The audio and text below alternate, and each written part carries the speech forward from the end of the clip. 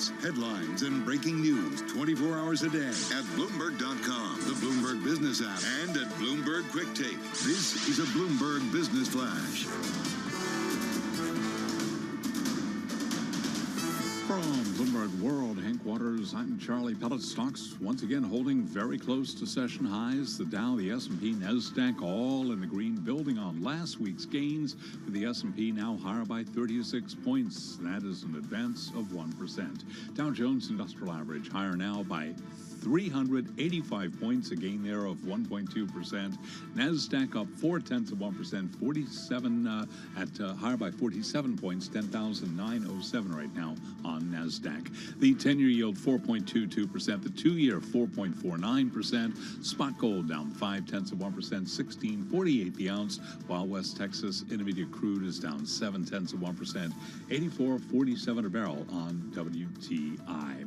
Apple shares are advancing. Apple is increasing prices for its music and TV Plus services for the first time, citing rising licensing costs, a move that risks giving rivals an edge in a fiercely competitive streaming industry.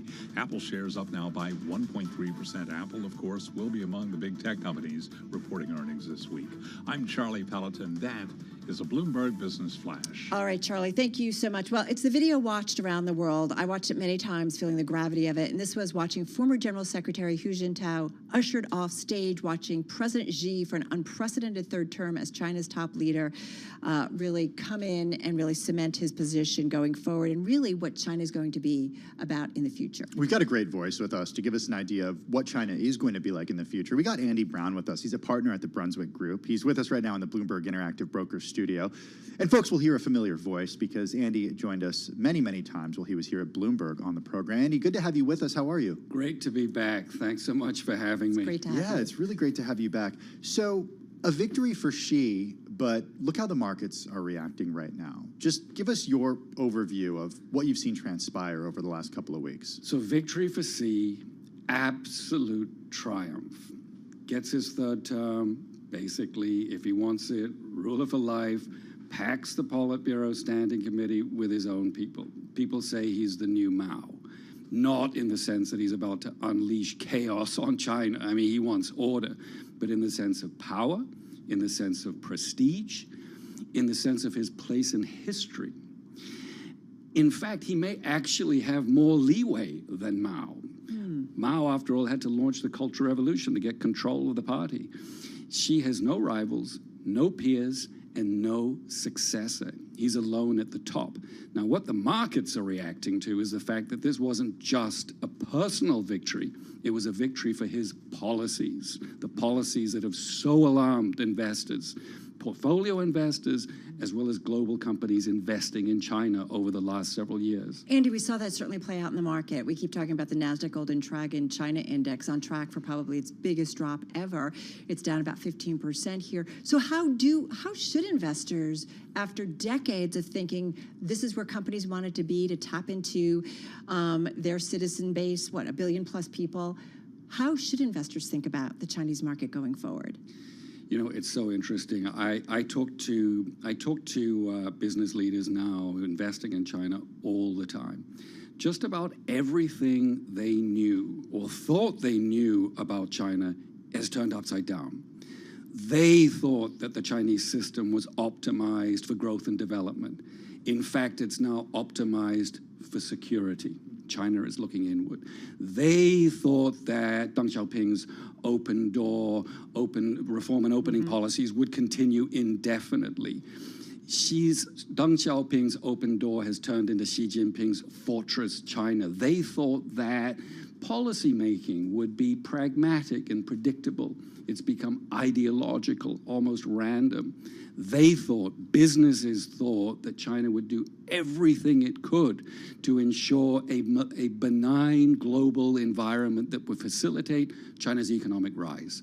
Wolf warrior diplomacy, ballistic missiles over Taiwan, an alignment with Putin's Russia ahead of the invasion of Ukraine has reversed all of that kind of thinking. It's a very, very different China. I do think about, do we look back, I don't know, in a year from now, 5 years from now, a few years, this was the beginning of the division of the world? Or maybe that was starting already. Like, how do we think about this in a world where globalization was supposed to be it, although we've seen a tremendous pushback? We have to recognize that Xi Jinping is building a very different China. He has a very different vision. It's a vision that prioritizes security over growth, and it comes from a fundamental place of insecurity. He believes, the Chinese government believes, the party believes that they're in the early stages of a decades-long struggle for supremacy against the United States that may actually lead to conflict. And so all of these policies that you see rolled out, from the advance of the state, the assault on the private sector, COVID zero, populist policies aimed at wealth redistribution, forcing billionaires to disgorge their money, a more assertive foreign policy. So much of this has to do with hardening the economy for the struggle that they feel is coming. So what does it mean for American companies that want to do business there? Apple, Nike, Tesla. Disney, Tesla, just to name a few. I mean, they want access to this growing consumer base and this, what could end up being a wealthier consumer base. Right. So they have a dilemma. They're not going to leave. I mean, a few are leaving, right? We saw LinkedIn, Airbnb, a few companies that weren't doing much in China, had big reputational risks, weren't earning much money. They've abandoned ship. They bailed. Most companies are staying, and they're hedging. Every CEO is being leaned on now by their boards. What is your plan B? What is your plan C? What do you do if it all goes wrong? What do you do if the Chinese invade Taiwan? We saw this just the other day in the congressional hearings. You had politicians grilling, Jamie Dimon, Right. all of the Brian Moynihan, the big bank CEOs, right? James Fraser. It's like, okay, what's your plan? What would you do? They said, well, of course we would salute the flag and do what we're told to do, right? And then somebody said to James Fraser, no. What if you weren't told what you had to do? He said, well, we would probably still pull out. Now this is a very different situation from Russia, right? I mean, these companies, some of them are getting 40, 50, 60% of their global revenues out of China. Sit tight for a second. We got to do a little bit of news, but we're going to come back with Andy Brown, as we said, partner at Brunswick Group, a critical issues advisory firm, former editorial director at Bloomberg New Economy, and before that spent more than 3 decades in Asia. China editor, columnist for the Wall Street Journal, a Pulitzer Prize winning journalist, is coming back.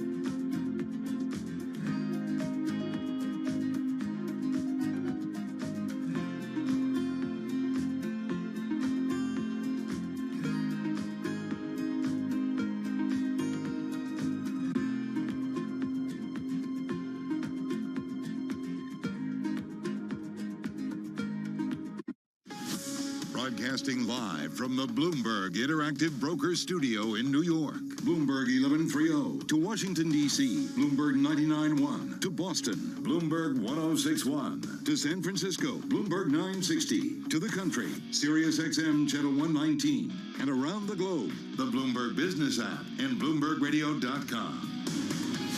This is Bloomberg Business Week. All right, folks, we're going to get back to Andy Brown, partner at Brunswick Group. We are talking all things China. Will continue in just a moment. First up, though, let's get over to the markets. We got less than 90 minutes to go, Charlie Pellet. Indeed, Tim, but we are looking at an up day. Stocks building on last week's gains, very close to session highs, right to the number. We'll give you the why in a moment here. With the S&P up now by 39 points, a gain of 1%. The Dow is up 416, up 1.3%. NASDAQ up 56. That is a gain of 0.5%. 10 years down 3/30 seconds. The 10-year yield 4.23%. The 2-year yield 4.50%. Spot gold down $9 the ounce to $16.48. Drop there of 0.5%. And West Texas Intermediate crude is down 0.5%. $84.67 a barrel.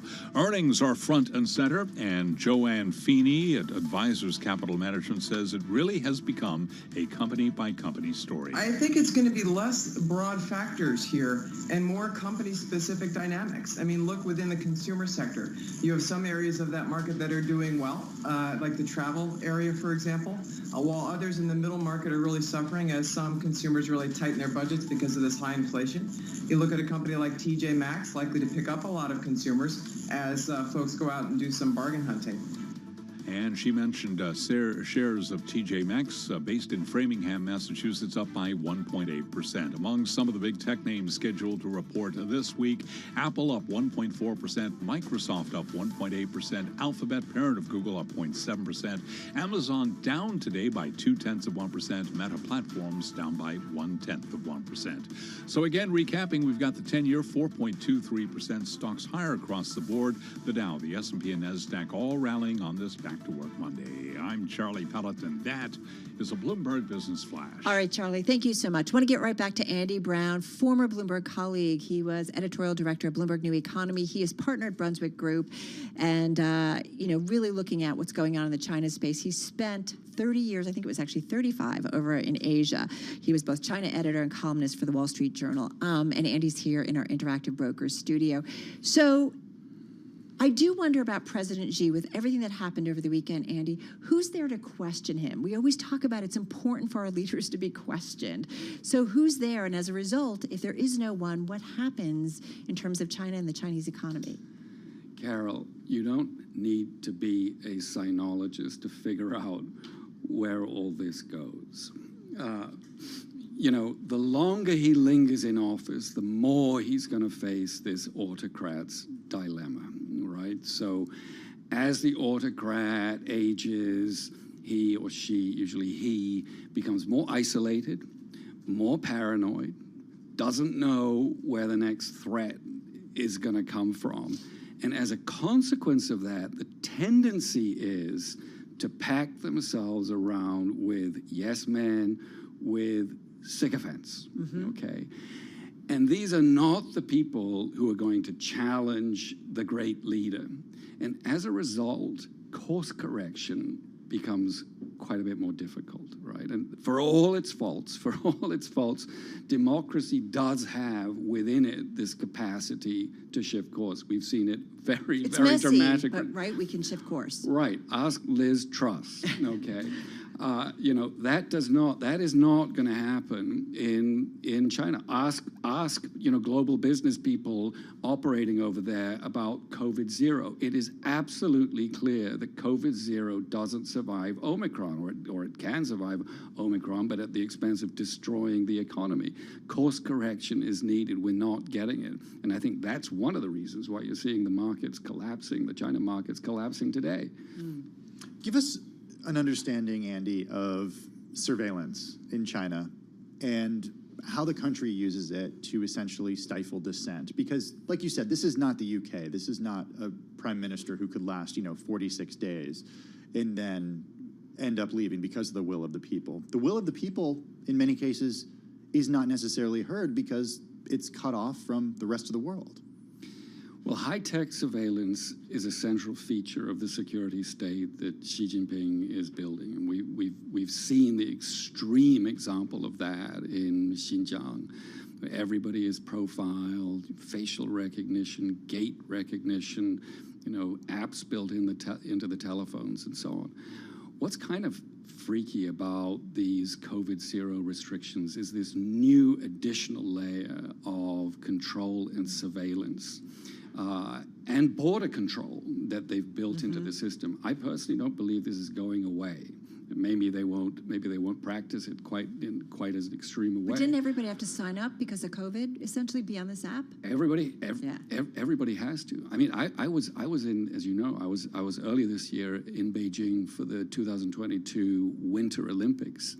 I was in something called a closed loop bubble, essentially a series of protected corridors running through the whole city. This was an extraordinary arrangement. I can't imagine any other city in the world, let alone any capital city in the world, pulling this off. But they did. But what was so unnerving about it was how effortless this all seemed. This is the Chinese operating model, I mean, immense institutional capacity, unlimited numbers of people, huge, virtually bottomless sums of money, and all animated by this sort of mass mobilization, whole of government effort. That's the system that China operates on, and which, by the way, it presents to the world as the efficient model for economic development. Now, you point that in the right direction, alleviating poverty, and you get a great answer, you get a great result, right? Extreme poverty eliminated. You point it in the wrong direction, for instance, COVID-0, or in Xinjiang, and you create a whole set of problems. In a sense, our problems in the West is a lack of institutional capacity, lack of will, lack of ability to get things done. In China, one might say it's the opposite. The state has too much power and control. So what do you kind of watch out for over the next, 6 months, 12 months, as we move away from what we got from over the last couple of weeks in terms of the news flow? What is it that you'll be keeping an eye on? They don't want to tank the economy. I mean, let's be serious, right? I mean, and having said that, dictators pack themselves around with sycophants and yes men, I do have a lot of faith in the institutional, technocratic capacity of the Chinese state. The bureaucratic state has been a feature of the efficient bureaucratic state has been a feature of Chinese governance for thousands of years, right? So, I do believe that they're going to hold things together.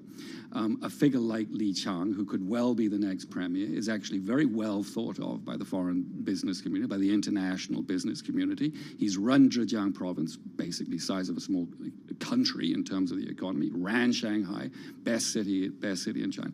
So I would be looking for signs that A, they're going to try to figure out some end game for COVID-0. It's not going to happen overnight. People are terrified. And B, something about property. And I think that is very much a problem that they could get under control. Andy Brown, thank you so much. Great to be here. Thank you so much, Carol. Thanks, Tim. So great to have you back. To be here. Andy Brown, partner at Brunswick Group, and as we said, a former editorial director of Bloomberg New Economy. Let's get to world and national news. Nancy Lyons is standing by. Hey, Nancy. Hey, Tim. Attorney General Merrick Garland says the U.S. has disrupted Chinese espionage activities, and he has unsealed charges against a dozen people, including 2 Chinese intelligence officers who allegedly tried to obstruct the criminal prosecution of Huawei Technologies. This was an egregious attempt by PRC intelligence officers to shield a PRC-based company from accountability and to undermine the integrity of our judicial system. Garland says another 7 individuals are charged with conducting a campaign of threats and harassment against a U.S. resident in order to force him to return to China. Police in St. Louis are trying to identify a gunman who broke into a St. Louis high school this morning, fatally shooting a woman and a teenage girl and injuring 6 others before police eventually killed him. The police chief says the suspect appeared to be around 20 years of age. Still no word on a motive. A guilty plea today from 16-year-old Ethan Crumley, who faced 24 counts in a Michigan school shooting last year that claimed the lives of 4 students and wounded 7 others. Paulette Lofton is part of his defense team. Originally, we filed a notice of insanity, and based on the conversations that we've had and the review of the discovery, we felt it appropriate to withdraw that and have him plead guilty today. Again, that's defense attorney Paulette Lofton. Crumley's parents are also facing charges. Prosecutors have accused them of making the gun accessible to their son. Global news 24 hours a day, on air and on Bloomberg Quick Take, powered by more than 2,700 journalists and analysts in more than 120 countries. All right, Nance, thank you so much. Nancy Lyons in our 99.1 newsroom in Washington, D.C. This is Bloomberg Business Week, live on Bloomberg Radio, on YouTube, also on Bloomberg Quick Take. And we wanted to talk a little bit about the rental boom. You're checking out the property market here in New York. Yeah, right? It's not pretty. This bust isn't hitting in New York City yet. That's what's so interesting. You're waiting, aren't you? I'm still waiting, yeah. The rental boom has been chilled with Americans hitting the housing at breaking point. We've talked a lot about rising mortgage rates and what they've done to real estate. I got to tell you, though, I mean, here in New York City, it does seem like people who are selling homes still have the upper hand. If you go to an open house, it's packed. Is it really? At least in parts of Brooklyn that we're going to. And they're still going, with best and final offer by 5 p.m., a week later. Maybe it's time to move to Iowa? Yeah. Just kidding. Don't leave. Don't leave. Know. So rent gains are finally starting to slow in many parts of the U.S., cooling a years-long boom that sapped affordability from coast to coast. Landlords have little choice but to ease off big increases. Demand from tenants is suddenly sinking, a dramatic reversal from just months ago. Yeah, that was when people were fighting over a limited supply of apartments, getting on waiting lists, or paying multiple application fees to land one home. Now, particularly in pandemic boom markets such as Las Vegas and Phoenix, the application piles have thinned out and listings are lingering longer. Measures of U.S. household formation have also turned negative. Interesting. All right, so here's what's going on, folks. Here's some data. Rents nationally did increase 7.5% in September from a year earlier, above pre-pandemic levels, but down from a peak jump of nearly 18% at the start of the year when vacancies also were low. This is according to Apartment List. Preliminary October data show a drop-off that's faster than the typical seasonal decline and would be the steepest in month-over-month data going back to 2017. This is, again, Apartment List, their chief economist. But hold on, wait for that to actually get into CPI. According to Mark Zandi, chief economist for Moody's, it could be 6 or 9 months before the more recent slowdown is actually reflected in the CPI. It's sticky. It's very sticky. We talk about this in inflation numbers. Things like wages and rent or shelter costs tend to be sticky and take a while for them to work their way through those inflationary data points. All right, you are listening, watching Bloomberg Business Week. This is Bloomberg Radio.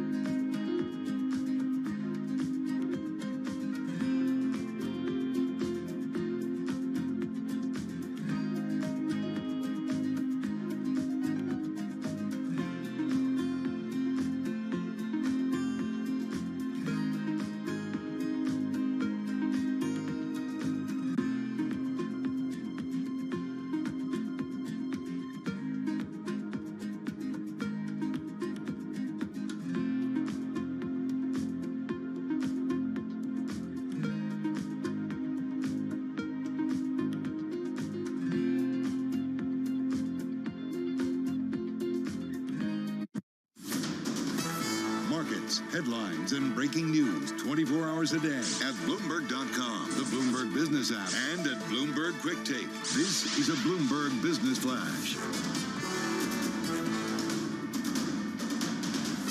From Bloomberg World Headquarters, I'm Charlie Pellet. Best level of the day right now on the S&P 500 index, pushing higher by 1.2%, up 46 points right now.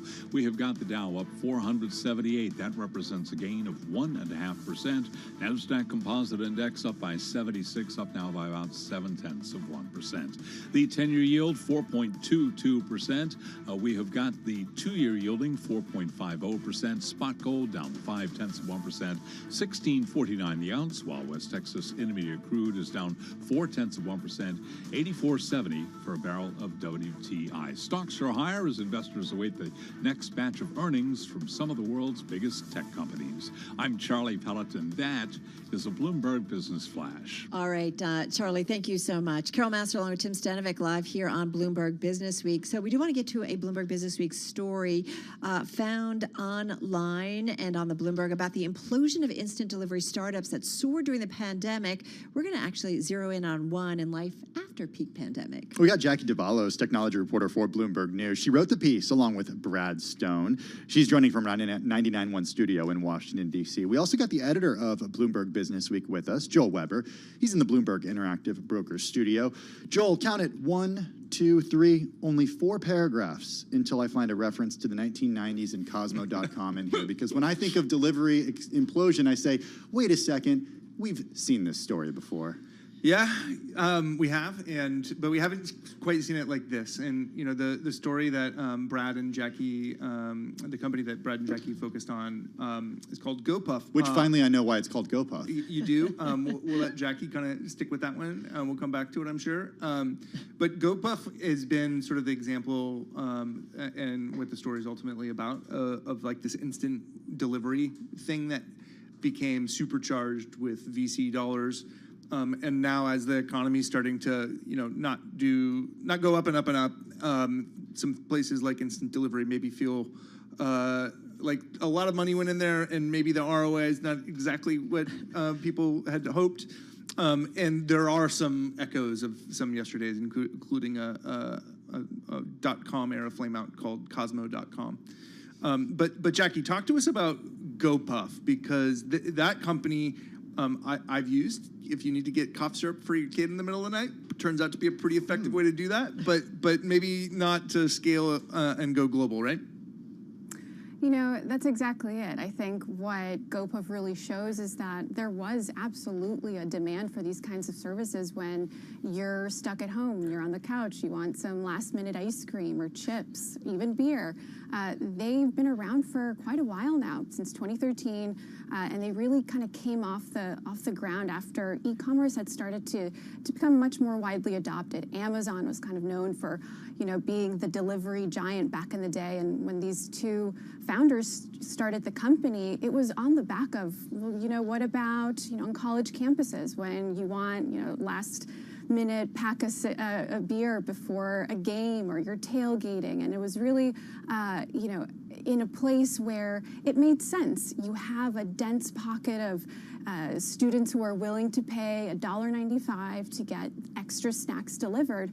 And this was absolutely supercharged once we got into the pandemic, and delivery across the board was turbocharged. And when you add in all of those billions of dollars of venture capital, it becomes very easy to accept the reality that, maybe we can expand at rapid pace. But what we're seeing now, and not just with GoPuff, but a lot of the rapid delivery companies that sprouted during the pandemic, is that it's not a sustainable business in an inflationary environment, and when the economy is also starting to take a turn. Can we talk about the co-founders and co-CEOs of GoPuff and what their story was? Because this is not their first attempt at a delivery company, even though they're not even 30 yet. Exactly, and they really are a fascinating pair.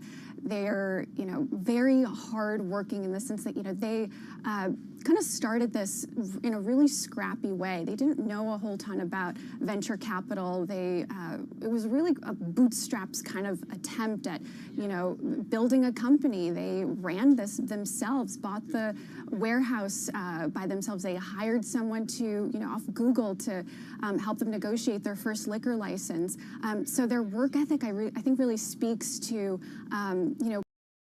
where you have a delivery giant, as the aspirational company that they were hoping to be one day. And but they also had a lot to learn. They started doing these deliveries, by themselves with their own minivan off their own money. And once you add in, all the billions of venture capital cash, it got a little bit out of control. And whether it was just expanding into too many cities in the U.S., international expansion, just the exuberance overall that permeated the company. It also shows that there's ways to kind of rein it back in. And this was kind of a tough bringing it back down to reality, given the tech route just kind of, came out of nowhere earlier this spring. And you can see them trying to navigate the turbulence with the layoffs and, pivoting out of certain sectors. So we'll see where that takes them. It's funny, Jackie, this week we're going to spend a lot of time talking about valuation because of big tech earnings that are coming out and what's the reality. And I feel like they had to have kind of a reality moment when they thought about their valuation. Yes, a tech company, but maybe not like some other tech companies that demand higher valuations. That's absolutely right. At the end of the day, they're more like a retail company. They're no different than, than a convenience store. Just online, you're buying things at warehouse prices and selling them for a markup. But at the end of the day, you have a lot of overhead. This is a very asset-heavy business. It's, mini Amazon-type warehouses everywhere, and those leases cost money, especially when you're expanding at the pace that they were, and add in competition who's also vying to scoop up leases. Think about New York City, how many companies we had running around here. And now that they've had to shut a few of those down, that's still something that's, they have to foot the bill for. Okay, so we talked about some things that they've gotten into, like alcohol. We talked about some things that they've gotten out of. What have they not gotten into that they might yet, Jackie? Well, this is kind of the kicker, it harkens back to their start. It's called GoPuff because they used to deliver hookahs and hookah accessories to college students. And it was a time, okay? It was exactly. And the funny thing is, they claim not to be smokers themselves. But kind of bringing it back to where we are now, you're seeing Uber and DoorDash facilitating orders for cannabis delivery. It's a kind of a touchy thing here still because it's at the federal level. It hasn't been legalized, obviously, but you're seeing many states kind of take steps to embrace weed. And for companies that want to capture the delivery component, it's going to be a little tricky. And DoorDash and Uber are still kind of inching around it in the U.S., but in Canada, they're the ones that are offering it on their apps. And, whether it's someone else delivering or people can go pick it up, that app is now kind of like the center point for, transacting this kind of product that was kind of thought to be, off the radar for a long time. For a company like GoPuff, it could actually, poses a new opportunity to kind of tap into a much higher margin line of business. I mean, I don't know what a weed order would go for, but it certainly seems to be a little bit more lucrative than, a bag of chips. I feel like you could mark that up. Do the chips and, sodas I mean, you've got the rest of everything else. You just need this one other thing. It's too easy, yeah, Joel. Exactly. Giving away the goods here, but where GoPuff, one director said that we quoted, "It's our birthright to sell it," right? Like, it's so good. It's such a good quote. So we'll see if they go there or not, TBD. All right, we're going to leave it there. Great story, Jackie. Thank you so much. Jackie DeValos, she is technology reporter at Bloomberg News from our 99.1 studio in Washington, D.C., a story she wrote with our Brad Stone. And, of course, our thanks to Jill Weber, editor of Bloomberg Business Week, here in our Interactive Brokers studio. Coming up, we're going to check in with our TV colleagues. We're going to talk about the markets, the trades, so much coming at us. Stick around. This is Bloomberg.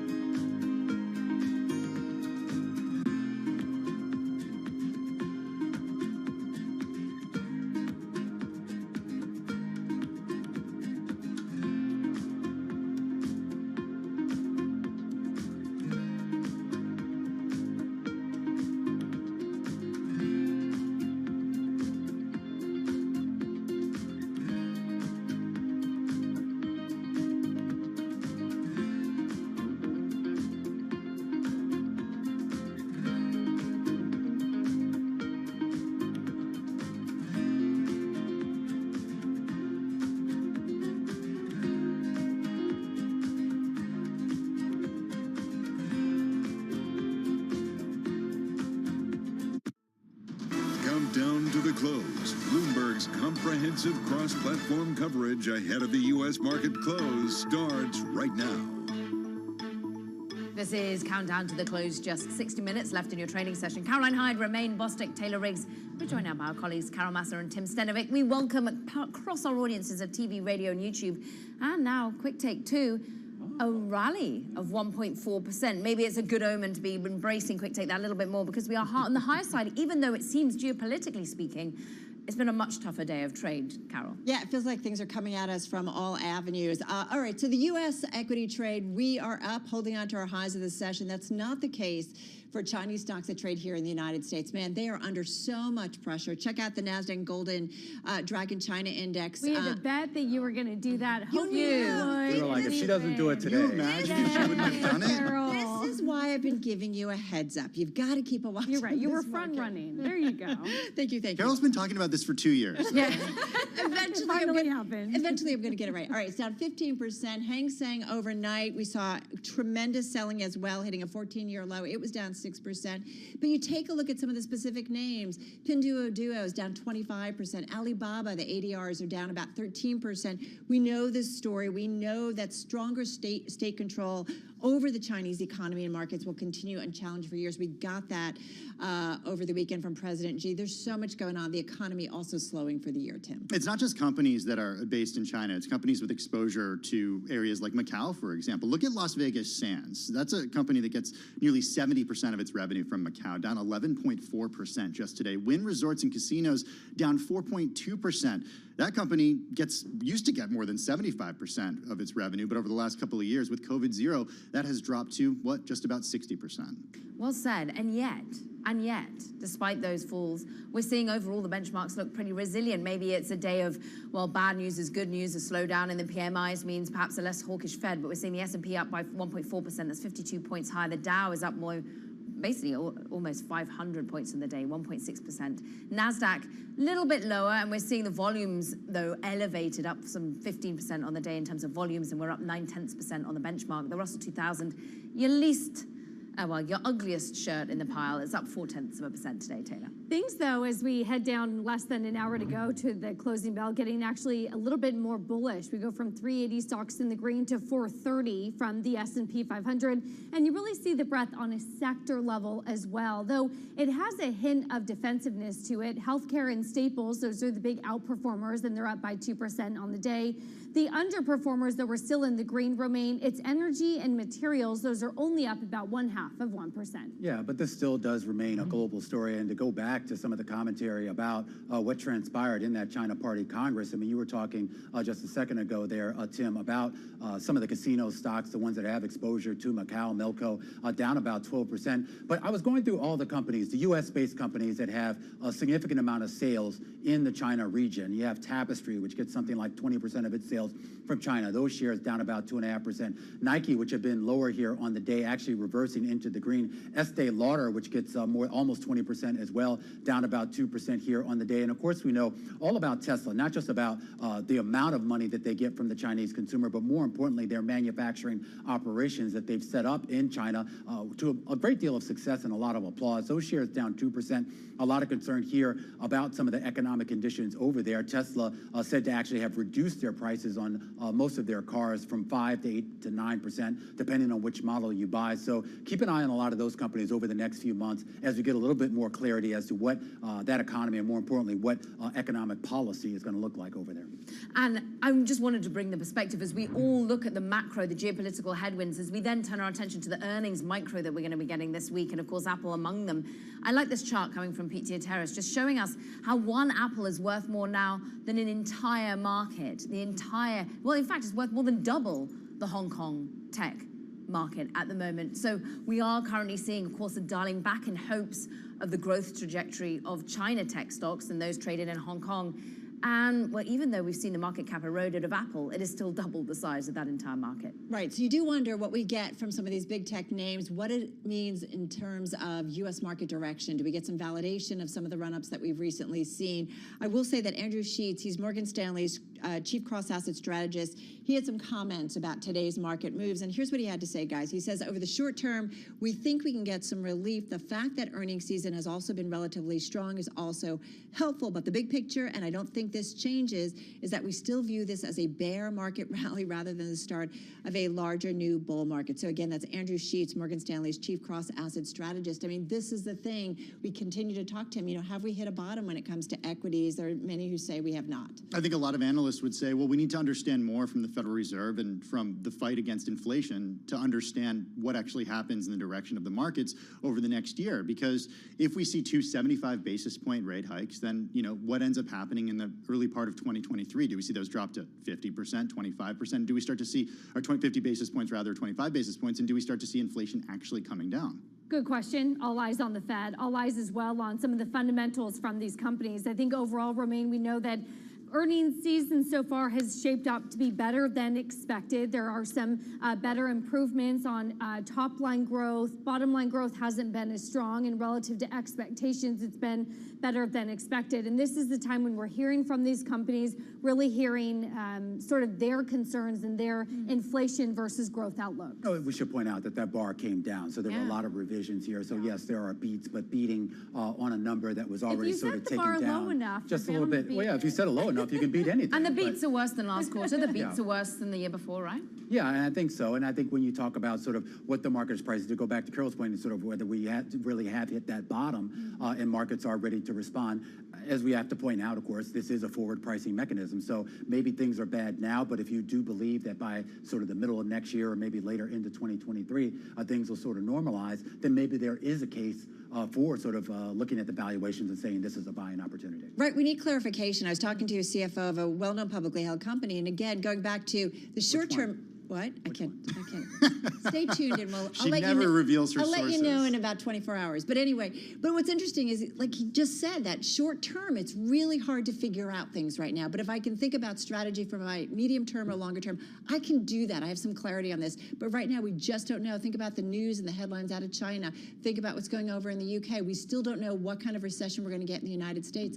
This is the tricky stuff. It is, but that said, Apple's still comfortable raising prices on some of its services, which I think is a big deal. Yeah, they didn't do it with inflation. Exactly, inflation, but they wouldn't do it if they thought it would lead to demand destruction. So they think the consumer is willing to actually pay that.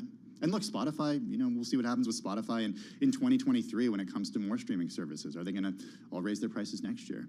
All right, guys, that's a wrap. We're going to be back in less than an hour's time. Our cross-platform coverage on radio, on YouTube, on TV, on, what am I missing? Quick Take. We are everywhere. We're going to count you down to the close on this Monday. We'll be back at 4 p.m.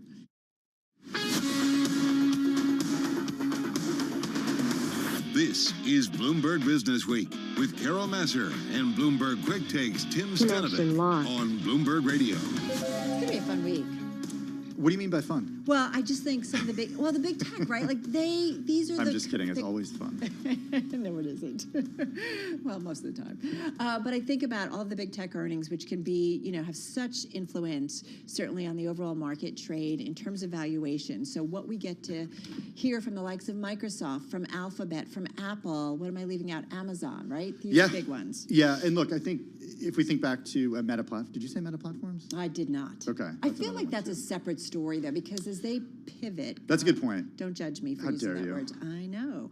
But I mean, I do feel like you've got to be, how you think about the metaverse and what we get from that on that front. I guess I feel like it's a little bit of a different story. That's a really good point. I think Microsoft, obviously, a really important one. Remember what happened, what was it, 6 months ago at this point, that they were the ones who warned of the headwinds because of foreign exchange, right? The strong dollar leading to, what happened with spending overseas. And I think that's kind of become baked into every single company that does business outside of the U.S. because of the strong dollar over the past few months. That said, what have the analysts told us about tech spending, right? It's sort of this standard right now, right? It's this constant. Right. And It's not seen as discretionary. No, exactly. And it'll be interesting. Although you're right, I want to go back to Meta. I think you do have a point that, right, in terms of advertising that market after Snap. Exactly. We'll have an idea if that is slowing down and companies are pulling back from ad spending. What was that on Thursday? Snap down, more than 25% on the day. It's talk about a after haircut, earnings, right? right? Yeah. All right, folks, let's get back to world and national news on this Monday. A lot going on, as you know. Over to Nancy Lyons. She's in D.C. Hey, Nance. Thanks, Carol. We're getting a better idea of the nationwide impact the pandemic had on school kids. We got details from Bloomberg's Amy Morris. The National Assessment of Educational Progress shows students in most states have had setbacks in both math and reading. In math, the results represented the steepest declines ever recorded by the so-called Nation's Report Card. Reading scores also declined in more than half the states. Last year, the federal government invested $123 billion to help students catch up, but these scores suggest it could take billions more dollars and several years for students to properly recover. In Washington, I'm Amy Morris, Bloomberg Radio. Two alleged Chinese spies are being accused of interfering with a probe into telecommunications giant Huawei Technologies. Attorney General Merrick Garland outlined some of the details of the case, including how they allegedly tried to obtain inside information on the case. The defendants believed that they had recruited the U.S. employee as an asset, but in fact, the individual they recruited was actually a double agent working on behalf of the FBI. Garland says the Justice Department will not tolerate attempts by any foreign power to undermine America's rule of law. U.S. Supreme Court Justice Clarence Thomas is temporarily shielding Senator Lindsey Graham from having to testify before a Georgia grand jury that's investigating whether Donald Trump and his supporters illegally tried to undo the former president's election loss. Thomas has come under scrutiny for failing to recuse himself in 2020 election cases, since his wife played a role in efforts to overturn the election results. Global news 24 hours a day, on air, and on Bloomberg Quick Take, powered by more than 2,700 journalists and analysts in more than 120 countries. I'm Nancy Lyons. This is Bloomberg.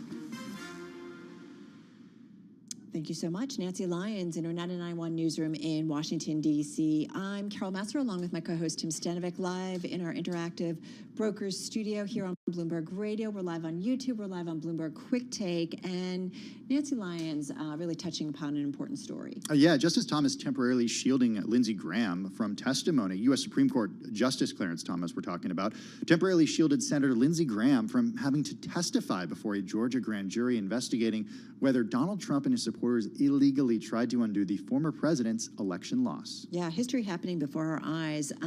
Supreme Court Justice Thomas today issuing an interim order that will protect Graham, Senator Lindsey Graham, until the court decides whether to grant the South Carolina Republicans' bid for a longer-term shield. Thomas, though, giving no explanation. So Graham turned to the Supreme Court last week after the 11th U.S. Circuit Court of Appeals refused to insulate him from a grand jury subpoena. Thomas is assigned to handle emergency matters from the 11th Circuit. For his part, Graham says he is protected by the Constitution's speech or debate clause, which limits probes into federal lawmakers' official work. And this has to do with the election, questioning of the legitimacy of the election, the presidential election. It's also Clarence Thomas's wife, which is a very important part of this conversation, because the justice has drawn criticism for not recusing himself from cases involving Trump's push to overturn the election results. His wife, conservative activist Virginia Ginny Thomas, played a role in that effort and answered questions from the congressional panel investigating the January 6th attack on the Capitol. Right, exactly. So it gets a little bit complicated and a little bit sticky, if you will. So this is why it's certainly a story that's on our radar, especially as we continue, or the committee continues its investigation into the Capitol uprising and just questioning of the legitimacy of the presidential election, which we know is still certainly an issue as we get ready with midterms just weeks away. Yeah, that's an important topic, too, because there are many people running for midterms that question the legitimacy of the 2020 election. And we'll have to wait and see to what extent they do end up in Congress. But this isn't going away anytime soon, Carol. Yeah, there's another, as you said, you gave us some more details on this story, and you can find it more if you want to read all of it at Bloomberg.com or on the Bloomberg terminal.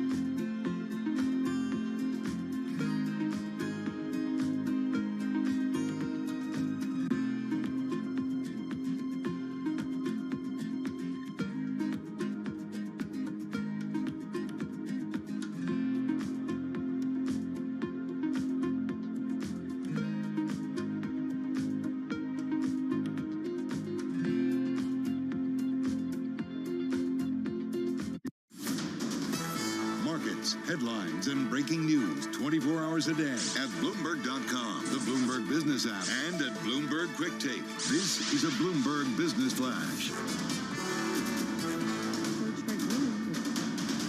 From Bloomberg World Headquarters, I'm Charlie Pellet. Stocks continue to push higher. We've got 42 minutes to go ahead of the closing bell with the Dow, the S&P, and NASDAQ at or near session highs. Let's head right over to the first word breaking news desk for today's afternoon call.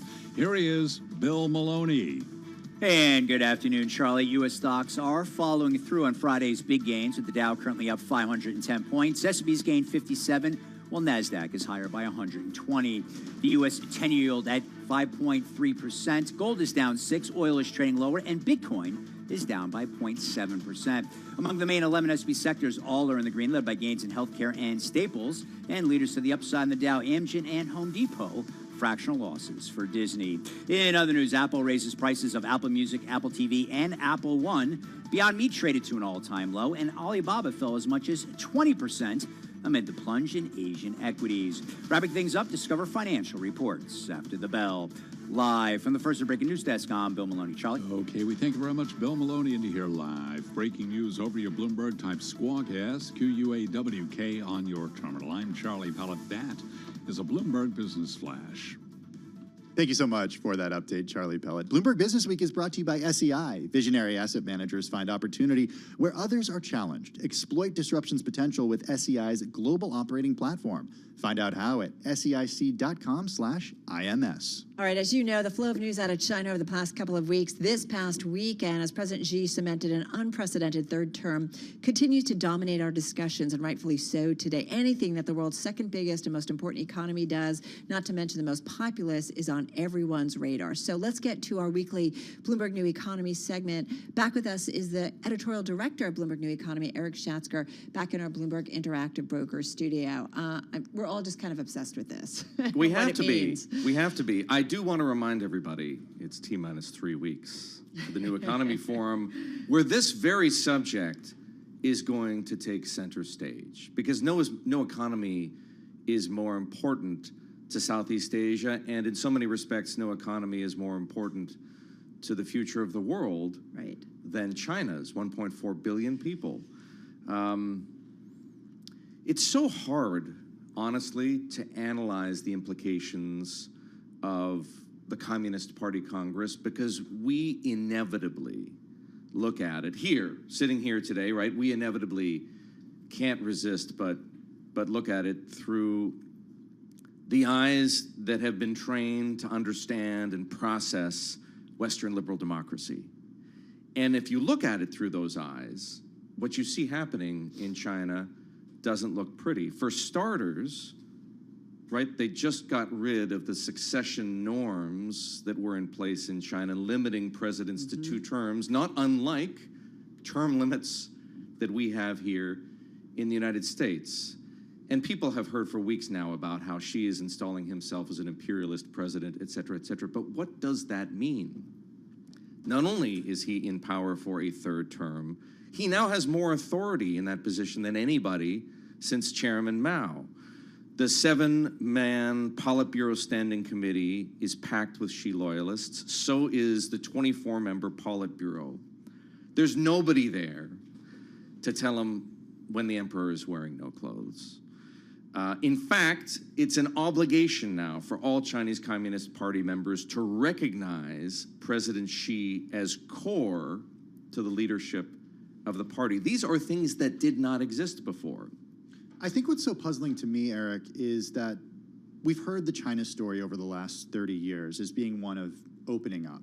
Not even 30 years. Since the 1970s with Nixon. And that story has involved global commerce, and it's involved multinational companies setting up shop in China. It's also involved the NBA making its presence known in China. And, we can speak about the kerfuffle that we saw there a few years ago. But all of these moves of late seem to be cutting off China from the rest of the world, creating a more insular country. It really seems as though President Xi has decided those experiments were a failure, because what he stands for now, or what he appears to stand for now, right, is a loyalist hierarchy, sworn to uphold his power above all else, an economic fortress that is more inward-looking and insular and more disengaged with the West and more self-reliant on its own capacity for innovation and its own spending on technological resource. Some of this now, of course, is a consequence of export curbs put in place by the United States, but China was on this path already, just trying to get there faster by using Western technology. Now it's going to have to use its own technology. And as we know, it suggests that there's going to be a much stronger military buildup and more assertiveness around or toward Taiwan and around the South China Sea. And as we've also seen, a continuation of China's engagement with the so-called Global South, right? Doing deals with other infrastructure deals and resource extraction deals with other countries in its sort of sphere of influence in Southeast Asia, but also with sympathetic leaders in Central Asia and, of course, countries throughout Africa, which it sees as the source of all of its raw materials. So I can't imagine like a future where China isn't still influential on the global stage, but is the influence changing as a result? It's a good question. It remains to be seen whether China is interested in multilateral deals. What we know from the past, having now lived through them and been able to look back on them, is that China was quite happy to participate in multilateral deals that it considered to be to China's advantage, or that it could manipulate in such a way that they worked to China's advantage. And to be clear, every country tries to manipulate these deals to its own advantage, but clearly that was the case with China's entry into the WTO back in 2001. Is China interested in a Trans-Pacific Partnership were it to be revived? I don't know. Is China interested in the efforts that this Biden administration is now making to recruit partners in Southeast Asia? Almost certainly not, right? That is, if it involves the United States as the other hegemonic power, I think it's reasonable to assume that no, China wants nothing to do with that and instead to cook up agreements of its own that stand in opposition to what the United States and the West are up to. Living in fascinating times, to say the least. We certainly are. We know you're busy, a lot going on. The Bloomberg New Economy Forum, when is it coming up? Well, it starts in 3 weeks, November the 14th. Check it out, everybody. That's Eric Schatzker.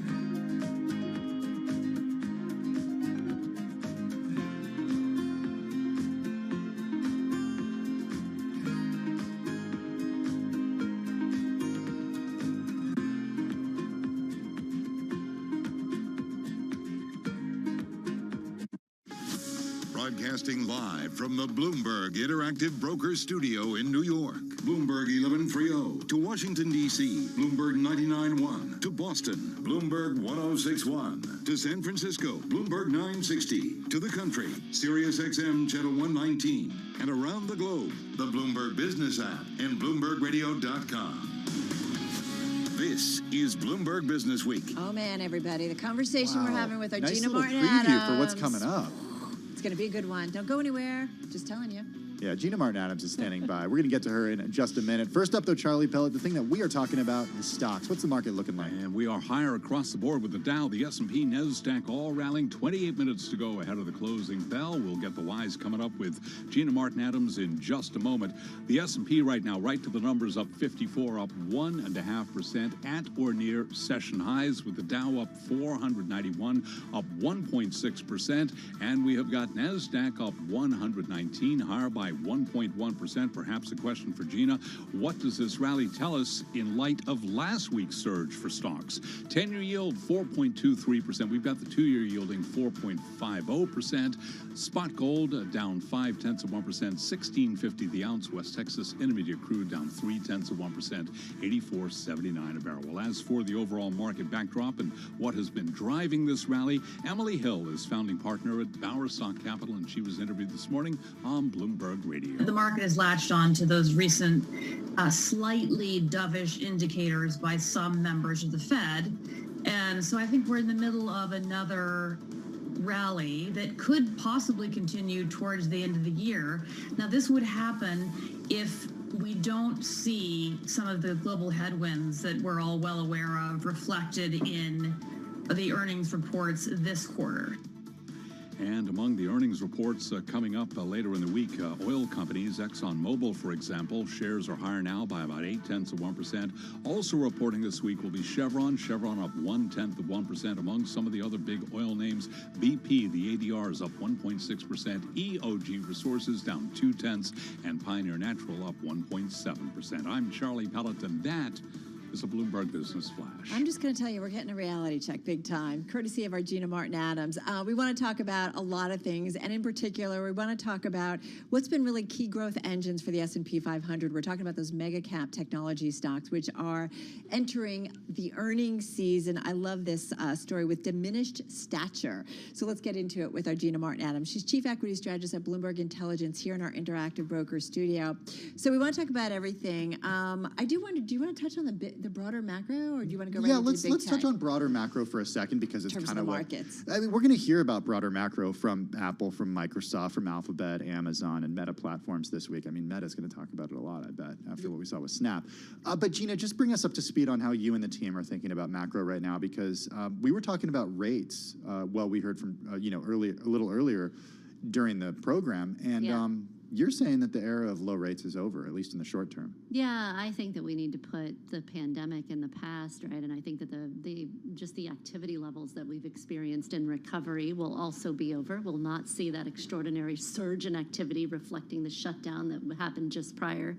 But we'll probably normalize into a pace of growth and inflation that looks very different than the pace of growth and inflation that we all have become accustomed to. This is not the great financial crisis recovery. This is the pandemic recovery. And every recovery is very different. Every economic cycle is very different. If you think about the period of time just after the great financial crisis, where rates were abnormally low, central banks were infusing all the capital they could, and with helicopter money on the economies around the world, that really reflected an environment of massive deleveraging in the financial sector. That environment is not necessary anymore. We've gone through massive deleveraging in financials. We've gone through massive deleveraging among U.S. households and most global households, frankly, over the course of 10 years. So we're set up very differently for a different type of cycle this time around. I actually think demand will remain significantly higher. We'll have faster growth in general GDP in economies ex-China. Over the course of the next decade, we'll also have much greater supply constraints due to a combination of deglobalization as well as decarbonization efforts. The result of that is going to be faster inflation, which means to me higher interest rates than what we became accustomed to in an environment where we were deleveraging, really trying to combat or fight against deflation or disinflation for more than a decade. You know, you've been talking about this for a while, and something struck me on a conversation too on surveillance last week that just someone too who said 4 to 5% is going to be the norm because globalization, like that's a change. The demographic 4 to 5% federal funds rate is going to be the norm? I think that's what they were talking about, yes. Wow. And then they said part of it was the pushback against globalization, the demographics that we're seeing, the aging demographics in developed societies, and also climate change, the costs of that. These are things that are structurally changing within our society. All right, so we covered macro. We've got about 2.5 minutes. Talk to me about the big tech that are reporting. Yeah. What are our expectations? Because are we going to get kind of a valuation reset this week? Maybe to the upside, maybe to the downside. We could have, it could go either way, honestly, Carol. This is a really tricky one this season because expectations for these companies are very, very low for the season itself. A third quarter beat seems very easy. Yet, expectations are very high for these companies going into 2023. So I think it really is a matter of what the market is going to focus on. Is the market going to focus on, okay, thank God they didn't do as bad as we hoped they would, that we thought they might do in third quarter? Or is it going to be about the outlook? And I think the companies are pretty savvy, frankly, so they'll probably not guide us in 2023 and maybe guide us for quarter ahead and keep 2023 the same, beat third quarter, and therefore we have a little bit of relief. That seems to be basically what most of the companies are doing. They're not really touching the long-term outlook. They're not giving us a ton of guidance into the long term because they don't have a lot of visibility into the long term. Right. Instead, they're focused on the beat and then maybe what they see happening in the fourth quarter. Generally, what companies tend to be seeing is less bad than anticipated. It's not all great. There's no rosy commentary out there. It's just, okay, you know what? We're kind of surviving here. We're alive. And that seems to be okay after the market has corrected as much as it has. We've been talking throughout the program about what's going on in China, and I think of one company reporting this week that obviously is a huge stake in China, and that's Apple from a production standpoint and also from a manufacturing standpoint and from a sales standpoint. What should we be listening for from Apple, not just when it comes to China, but when it comes to macro, because they've got things everywhere? Yeah, I'm much more focused from them on the supply side of things and how they're navigating the geopolitical relationship, the deterioration in the geopolitical relationship between the U.S. and China. What do they see as the long-term source of supply? Are they going to move away from the Foxconns of the world? Yeah. Can they diversify their supply chain? This is an increasing risk to Apple specifically. There's plenty of other tech companies who have diversified out of Asia or started that process.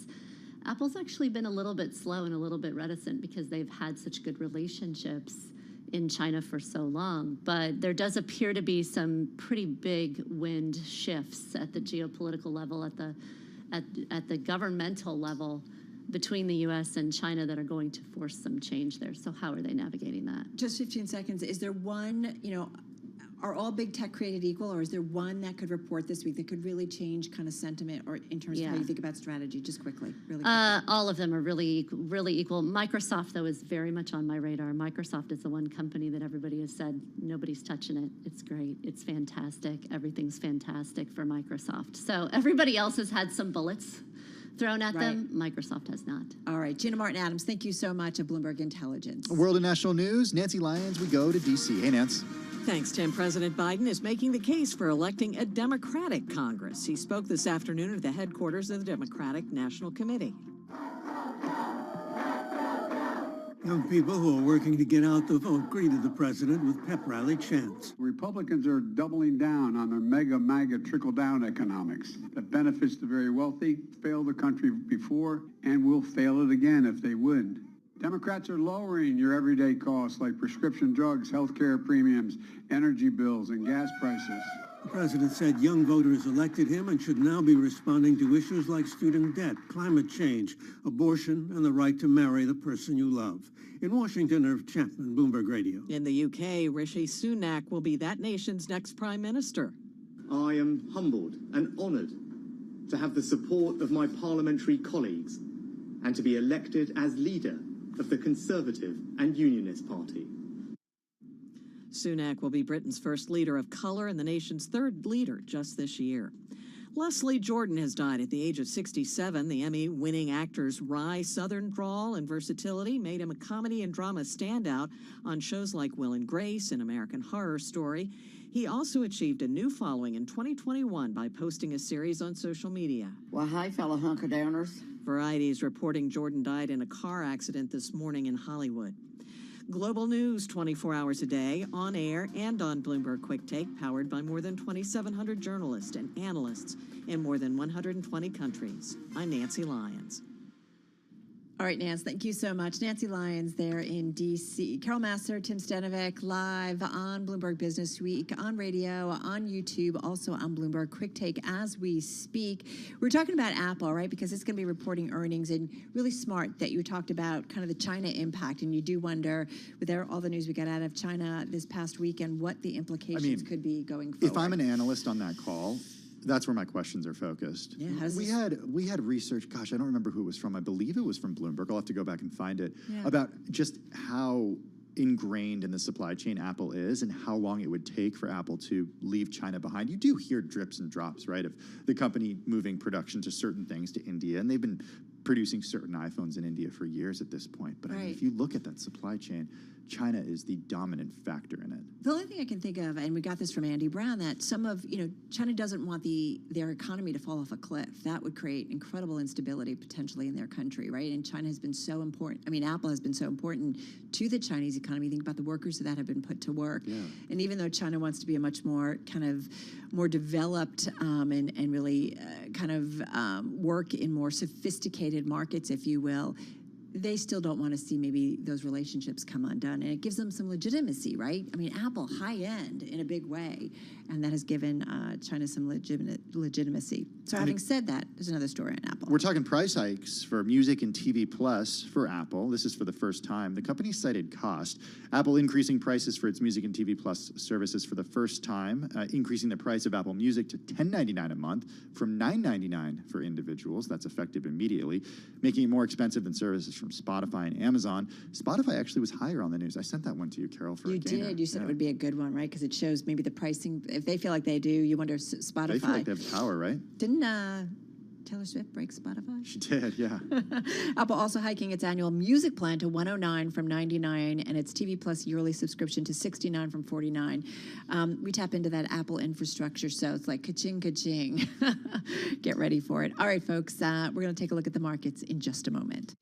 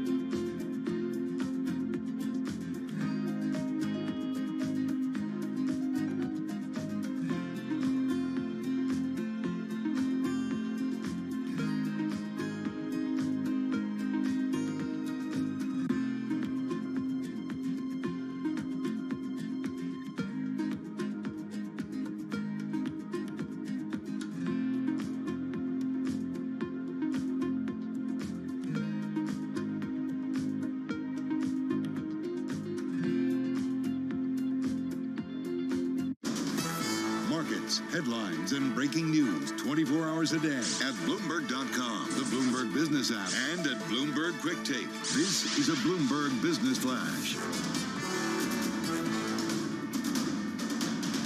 From Bloomberg World Headquarters, I'm Charlie Pellet. We've got 13 minutes to go ahead of the closing bell with the Dow, the S&P, NASDAQ all pushing higher right now as investors await the next batch of earnings from some of the world's biggest companies. They're also mulling over whether the Federal Reserve will slow its pace of interest rate increases after assessing weak economic data. 10-year yield right now, 4.20%. We do have the 2-year yielding, 4.50%. S&P very close to session highs, up now by 47 points, up 1.3%. The Dow up 432, up 1.4%. NASDAQ up 0.9%, up right now by 98 points. Spot gold is down $8 the ounce, lower by 0.5%, while West Texas Intermediate crude down 0.5%, 84.66 for a barrel of West Texas Intermediate crude. Apple shares, they are advancing today, up by just about 1.6%. We do have Apple today gaining. Apple is raising prices on a number of its streaming services, including music and TV Plus. Those rates going up for the first time. Apple citing costs again. Apple shares up by 1.6%. I'm Charlie Pellet. That is a Bloomberg Business Flash. Thank you so much for that update, Charlie Pellet. It's 3:49 on Wall Street. The following is an editorial from Bloomberg Opinion. This editorial was written by the Bloomberg Editorial Board. The Federal Reserve is among the world's most powerful institutions. When its policymakers act, they have immense potential to move markets. It should be obvious then that Fed officials need to carefully weigh when and where they speak. Apparently, it's not obvious enough. Earlier this month, the president of the St. Louis Fed spoke at a private event that Citigroup, a bank overseen by the Fed, had arranged for a select group of clients. His comments reportedly touched on monetary policy and financial stability, topics that could hardly be of greater importance.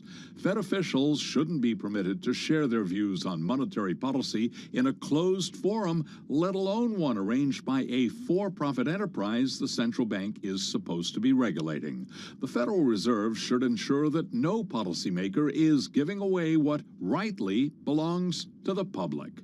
This editorial was written by the Bloomberg Editorial Board. For more Bloomberg Opinion, please go to Bloomberg.com/opinion or OPIN Go on the Bloomberg Terminal. This has been Bloomberg Opinion. I'm driving in my car. I turn on the radio. How about you let me drive? Oh, no. Who's gonna drive you home? Honey, please, I'll do the driving. Drive on. Excuse me, I want to drive. It's the question that drives us. This is the Drive to the Close. That funky music will drive us till the dawn. On Bloomberg Radio. All right, just about 9.5 minutes left in today's trading session. We've got quite a rally underway, as you heard from Charlie. We're just coming off our highs of the session, but we're up by more than 1% on both the S&P and the Dow Jones Industrial Average. And Tim, we're seeing some pretty broad-based buying when it comes to the S&P 500. We are, but what does it look like bigger picture? That's what we've been talking about for most of the day. For that, we turn to Ben Kirby, co-head of investments and the managing director at Thornburg Investment Management. They've got about $38 billion in assets under management. Ben joins us this afternoon on the phone from Santa Fe, New Mexico. Ben, how are you? I'm great. Thanks for having me on the show. Yeah, thanks for joining us. Okay, so we talked a little earlier about trying to understand whether or not we see the start of some sort of new rally, if it's a bear market rally or if it's the start of a new bull market. What's your assessment? Yeah, there's a lot of factors going in both directions. So I think on the one hand, we're probably near peak hawkishness. You know, inflation is likely to have been decelerating over these next few months. And there's been so many Google searches on inflation. It's become sort of a topic that everyone is focused on. So probably near peak hawkishness. That being said, the other topic that's trending out there is recession. So even as we're looking to probably be near peak rates, or at least peak expectation of rates, slowing economic growth is kind of the offsetting force. So it'll be interesting to see how those two forces interplay over the next few months. Are those indicators of a top when everybody's searching on inflation and recession? Can we read that as maybe, okay, yeah, everybody's worried, everybody's nervous, and that's a sign of a top? I think it's an interesting... Or a sign of a bottom. It's both, actually, right? So, sentiment, yields, it usually makes sense to lean a bit the opposite way from sentiment when it gets extreme. So at this point, sentiment is pretty extreme. I mean, when you look at the surveys of bulls versus bears, there's way more bears than there have been in a long time relative to bulls. So that at least augurs, I think, for the potential for a snapback. How sustainable that is as the economy slows, again, that's kind of the big question. How does the Fed regain credibility? I think they've mostly done it at this point.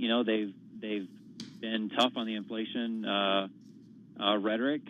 The concern is that they're tightening into an already slowing economy. So I think they do risk being behind the curve and sort of fighting the battle that was really important in the past 6 to 12 months. But as we look forward, the war is changing a little bit. All right, let's talk names because there are a few funds that you actually are involved in terms of managing. And one thing I wanted to ask you before we get to stocks: what strategies are outperforming right now? What makes sense? Yeah, so we have a lot of strategies outperforming at Thornburg. Overall, we have probably 70% of our portfolios are 4- and 5-star on Morningstar. So that means kind of top quartile performance.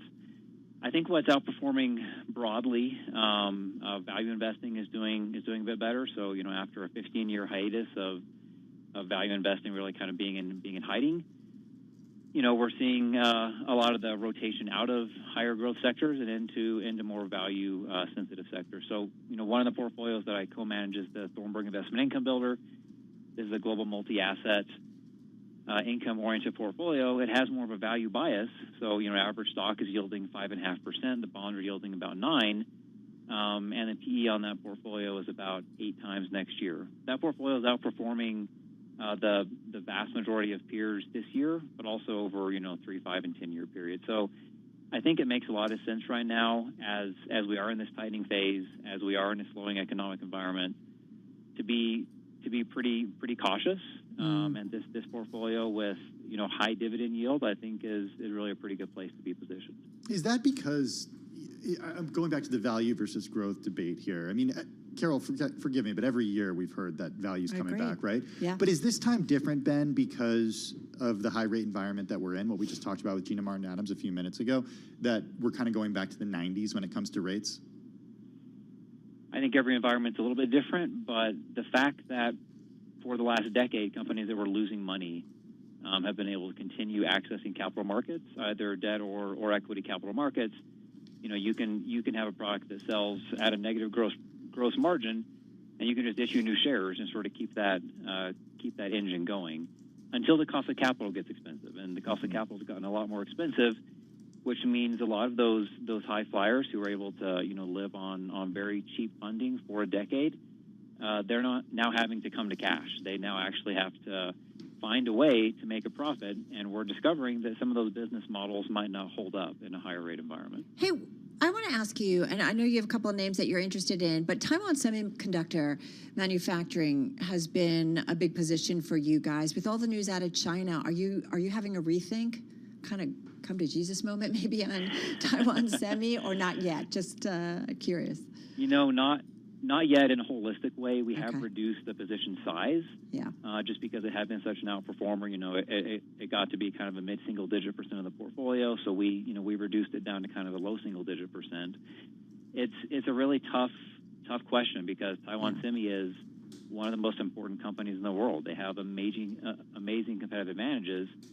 But the geopolitical definitely has the ability to keep that multiple down and to kind of create that left tail risk that we have a hard time gauging. If you had to pick, I know you've got some energy names that you like. We just have about 30 seconds left here. Chesapeake Energy, Total Energies. You still like the energy sector? Just quickly. We do. CapEx has been low for a long time. There's been a lot of underinvestment in energy infrastructure and energy development. So we think having some exposure to that is interesting. These companies, especially a company like Total, is going to generate a lot of cash flow over the next few years, and they're going to pay it back as dividends. It's a good place to hide out, we think. Yeah, it does feel like the supply-demand metrics will certainly be in the favor for big energy, which has been an outperformer by a mile for the last couple of years. Hey, Ben Kirby, really appreciate this and really enjoyed it. Co-head of investments and managing director at Thornburg Investment Management, roughly $38 billion in assets under management. And he was joining us on the phone from Santa Fe, New Mexico. I thought it was interesting. I'm going to talk about value. That was really interesting. Right? Like, is that conversation different now? Because we've heard this for years. Maybe, right? Yeah. A rethink. Hey, folks, time to head over to our TV colleagues for our cross-platform coverage on radio, TV, YouTube, and Bloomberg Quick Take. We're going to count you down to the close on this Monday. Beyond the Bell, Bloomberg's comprehensive cross-platform coverage of the U.S. market close starts right now.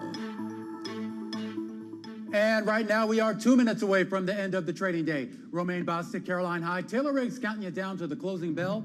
Here to help take us beyond the bell. It's our global simulcast with Carol Masser and Tim Stenovic. We welcome our audiences across Bloomberg Television, Bloomberg Radio, as well as on Quick Take and YouTube to parse the most crucial moments of the day, up about 1% right now, Carol, on the S&P 500. Not necessarily the story, though, if you're looking to Asian markets. No, exactly. Are you setting me up for the Chinese name? I'm hoping that you're going to pull that ace out of your Thank you. Like I never do it. No, but you're right. Those Chinese names that trade in the United States really taking a beating, and we saw that play out in a big way in terms of underperformance. I think they're on track. That NASDAQ Golden Dragon Index you're talking about being down, I think, the most ever in its existence. So we're seeing that name, not that name, but I should say that index in that area really taking a beating in today's trade. In its existence? Sorry. On record. Wow. Yeah. That's call that a superlative, right? Yeah, okay, I gave it to her. Hey, speaking of that, we got Apple reporting after the bell on the 27th, and I'm going to be looking to any commentary that we get from the company on what's going on in China, not just what it's seeing from a sales perspective, but from a production perspective, because it is going to take a long time for Apple to unravel itself from China if it even attempts to do so. And we've seen some diversification there, but I think if I were an analyst on the call, that's a question that I would be asking: what it's seeing there and what its plans are. Yeah, to your point, Tim, just more comments as well on some of the inflationary and the economic environment. We know that the equity markets will price in peak hawkishness from the Federal Reserve long before we get it. Are we starting to get that? We're getting closer to that moment. The data was ugly from PMIs. Maybe it was bad news was good news for me.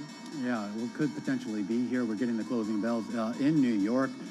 Look at this. You got the Dow Jones Industrial Average higher by about 1.4%. The S&P higher by about 1.2%. The NASDAQ Composite going to finish the day higher by roughly about 0.9%.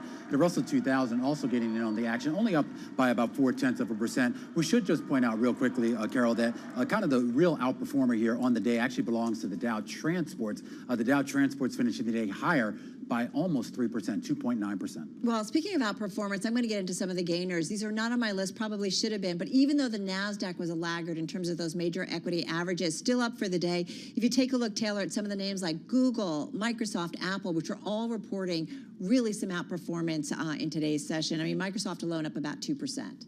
Let's talk about where we are on a sector level, Carol, because when we think about breadth in this market, you see it on the sector level. For the radio and the Quick Take audience, we'll make sure to post it out there on Twitter for you.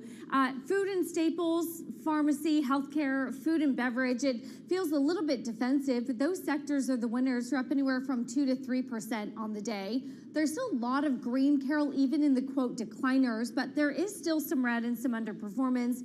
It's some of the consumer services like tech, and then you get some of the auto components as well. I know that we were looking at Tesla as well and some of the price pressures that it's coming under its home market of China. So only about 4 sectors in the red, mostly everything green on the screen. Yeah, and I just want to jump in here, Carol. We're learning right now that the NASDAQ Golden Dragon China Index posting its biggest drop on record. Oh, wow. I mean, Just so prescient. Yeah, good job, Carol. Romaine, that's amazing. I learned that from Romaine just like now. being around my family. I didn't It's hear so Carol at tough, all. man. I didn't hear her at all. Romaine, thanks for bringing us that information. I have 6 brothers Value and sisters. add. This is what it's like. They're so tough on me. Okay, glad I got something right. Let's talk about some of the individual gainers in today's session. Twitter, a standout. Don't forget, folks, on Friday, right? We're expected that bankers and lawyers, they're really working toward completing the buyout on this Friday. That's the court-issued deadline. While Twitter, an outperformer, up about 3.25% in today's session. WeWork, right? Here's one that's been down. Don't count it out. It was up more than 6% in today's session. Cantor Fitzgerald coming out, initiating coverage with an overweight recommendation. Here's what they had to say. Demand for a flexible workspace has remained robust post-pandemic. We believe the shift away from traditional office lease strategies by enterprises will act as a decade-long tailwind. They put an $8 price target. Stock closed at $2.22. I should point out that this stock is down about 75% so far this year. 20% of the float is being shorted. And one more name, Dollar Tree, an outperformance there, up 3.75%, top of the NASDAQ 100. Didn't see any specific news, but I did notice in the past 6 trading days it's up about 10%. So I do wonder, and that's versus about a 6% increase in the S&P 500 and NASDAQ 100, whether or not this is a bit of a recession play as folks are dealing with higher prices, higher inflation, and so maybe the thinking is that more will be shopping at Dollar Tree, Tim. All right, you got the gainers, Carol. I got the decliners. Certainly a China theme here on the day today. Let's start with Tesla. Shares were down as much as 7.4% earlier in the day, but finished the day down 1.5%. It fell at one point to the lowest since June of last year after the company lowered prices across its lineup in China. This is a result of competitive and economic pressures intensifying. And then a little later in the day, we also saw a price target cut from Morgan Stanley's Adam Jonas. He cited a highly volatile economic environment and estimates that Tesla generates as much as 1/2 of its profitability from the Chinese market. So says that the broader arc of China-U.S. economic relations and the involving geopolitical situation will continue to add volatility to Tesla shares. Speaking of U.S.-China relations, Starbucks shares finished the day down by 5.5%. The company does have significant exposure to China. It has significant sales exposure, and investors are worried that President Xi Jinping's tighter control on China's ruling party will lead to harsh policy steps, a continuation of the COVID-0 approach. We had a chat with Andy Brown a little earlier in the day, formerly of Bloomberg New Economy, now of Brunswick Group, who talked a lot about that. In Las Vegas Sands, down 10.3%. The company does get about 70% of its revenue from Macau. Again, those concerns about tightening restrictions as a result of President Xi's tighter control on China, sending shares lower today. And of course, that had broad ramifications across assets as well, not just certain stocks, Tim. I'm looking at what happened in the world of oil, and actually oil did pull back just a little bit as we're more worried about global growth trajectory. We're more worried about what a slowing China or more controlled China would mean for overall oil demand. Natural gas actually pushing up a little bit, up for more than 4% in the US. Extraordinary moves, basically trading at zero over in Texas as we see the glut there, but we still see the supply angst over in Europe. But at the moment, we have a $5 natural gas space. We're seeing maybe after a long pullback in natural gas prices, a little bit of a reprieve. We're looking at what's happening in the worlds of Forex and FX. I mean, this has been where the story's been. Whether you've been looking at the pound because of the UK political, well, now turmoil to perhaps less tumult as we see what is deemed a more safe pair of hands, certainly economically speaking. The former Chancellor of the Exchequer, Rishi Sunak, taking over as Prime Minister. The pound, though, did come off of its highs and was weakening slightly as the dollar strength story came to play. Japanese yen weakening again, down 0.9% despite the absolute force coming in from the market. Not to be, of course, actually identified by themselves, but many in the market really saying this is the Japanese institutions trying to support the level of the yen at the moment, but it's a weakening story once again. We're at 149 on the nose. Aussie dollar weakens as we see that concern about China. And I'm looking at sovereign bonds that across the board, you saw particularly the UK gilt market on fire after we get some sort of stability, a lining up of perhaps a more overall austerity-focused UK government, but one which they hope there will be more seamless approach between the Bank of England and the UK government, 31 basis points lower on the 10-year gilt, Taylor. You see yields rising, at least here in the U.S., Caroline, a little bit of a different trend within full faith in credit. And you know, Romaine, this is a market that got a little bit of a reprieve in yields, but it's also a market that's gotten comfortable and very used to yields rising. So it's smaller here today, about 2-3 or so basis points across the curve. I think what's interesting, though, is the 3-month 10-year, when we think about the path forward for the Federal Reserve, is only about 22 basis points. And 6 months ago, that number was 200. So you've really seen some big movement on the front end. And that really kind of circles us back to the economic data. I know we're all kind of focused on the earnings and the micro, but but this is still going to be a big week for economic data. Of course, with the big GDP number, we're going to get that first look at what the third quarter looked like. And I think, Caroline, you had kind of brought this up earlier, whether that's going to be a little bit distorted here. Is that really going to reflect where we are now, or that kind of resurgence in consumer goods demand that maybe drove that number a little bit higher and not a contraction in the third quarter? And this becomes the push and the pull between the forward-looking data, like the PMIs that we get today, that just shows contraction across the board, whether you're looking at the US or Europe, or indeed the backward-looking data when it comes to GDP. Looking forward, I'm really interested in what the central banks all have to say within this narrative. We have a crucial meeting coming from the ECB, of course, Christine Lagarde. The fact that we're getting the fastest tightening cycle ever by the European Central Bank, 75 basis points expected, despite those recession calls, this is going to be deeply painful. Yeah, the spigot is off globally when it comes to monetary policy. We were talking with Gina Martin-Adams earlier, just getting a kind of a preview of the big tech earnings this week, and she said, you know, her expectation is that we're not going to get a lot in terms of long-term visibility, maybe 2023. We might get the next quarter from these big tech names. She's going to be listening very closely, in particular to Microsoft, which gave us an early heads up on the stronger dollar. We were talking about that earlier. So I'm curious to see what kind of commentary we get from these companies about what kind of clarity and transparency they have on the economy right now. And big picture, in a higher rate environment, I'm just wondering about, you know, tech versus, or like growth versus value. It's something that we talked about with Ben Kirby a little earlier, co-head of investments and managing director at Thornburg Investment Management. We've heard this debate, every year for the past 15 years, right? And he says, look, in a higher rate environment, we could see a return to the normalization of the mean, like what we saw in sort of, you know, previous generations. Romaine, what happened to the NASDAQ Golden Dragon index today? It had a pretty big fall, I'm told. I'm told. Record? I'll double check that. In all seriousness, though, I mean, Carol, I know you focus on that a lot, but I mean, some of the individual drops in that index are pretty breathtaking here, and it makes you wonder whether this is basically just foreign investors basically completely pulling back. Maybe it's a little bit overdone.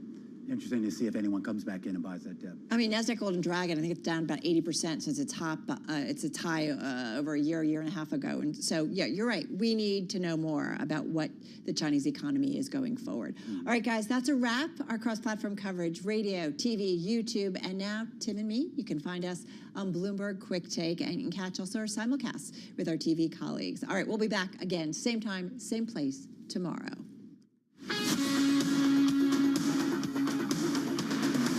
This is Bloomberg Business Week with Carol Masser and Bloomberg Quick Takes Tim Stenovic on Bloomberg Radio.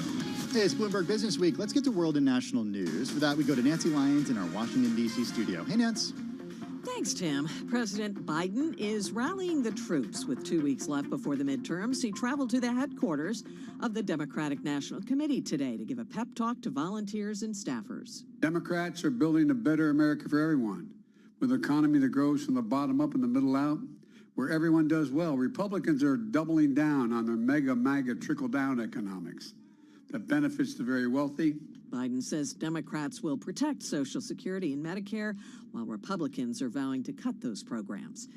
Rishi Sunak is promising integrity, professionalism, and accountability as he takes on the role of Britain's next prime minister. It is the greatest privilege of my life to be able to serve the party I love and give back to the country I owe so much to. Sunak admits there are financial challenges ahead. He'll need to tackle soaring energy and food prices, as well as a looming recession.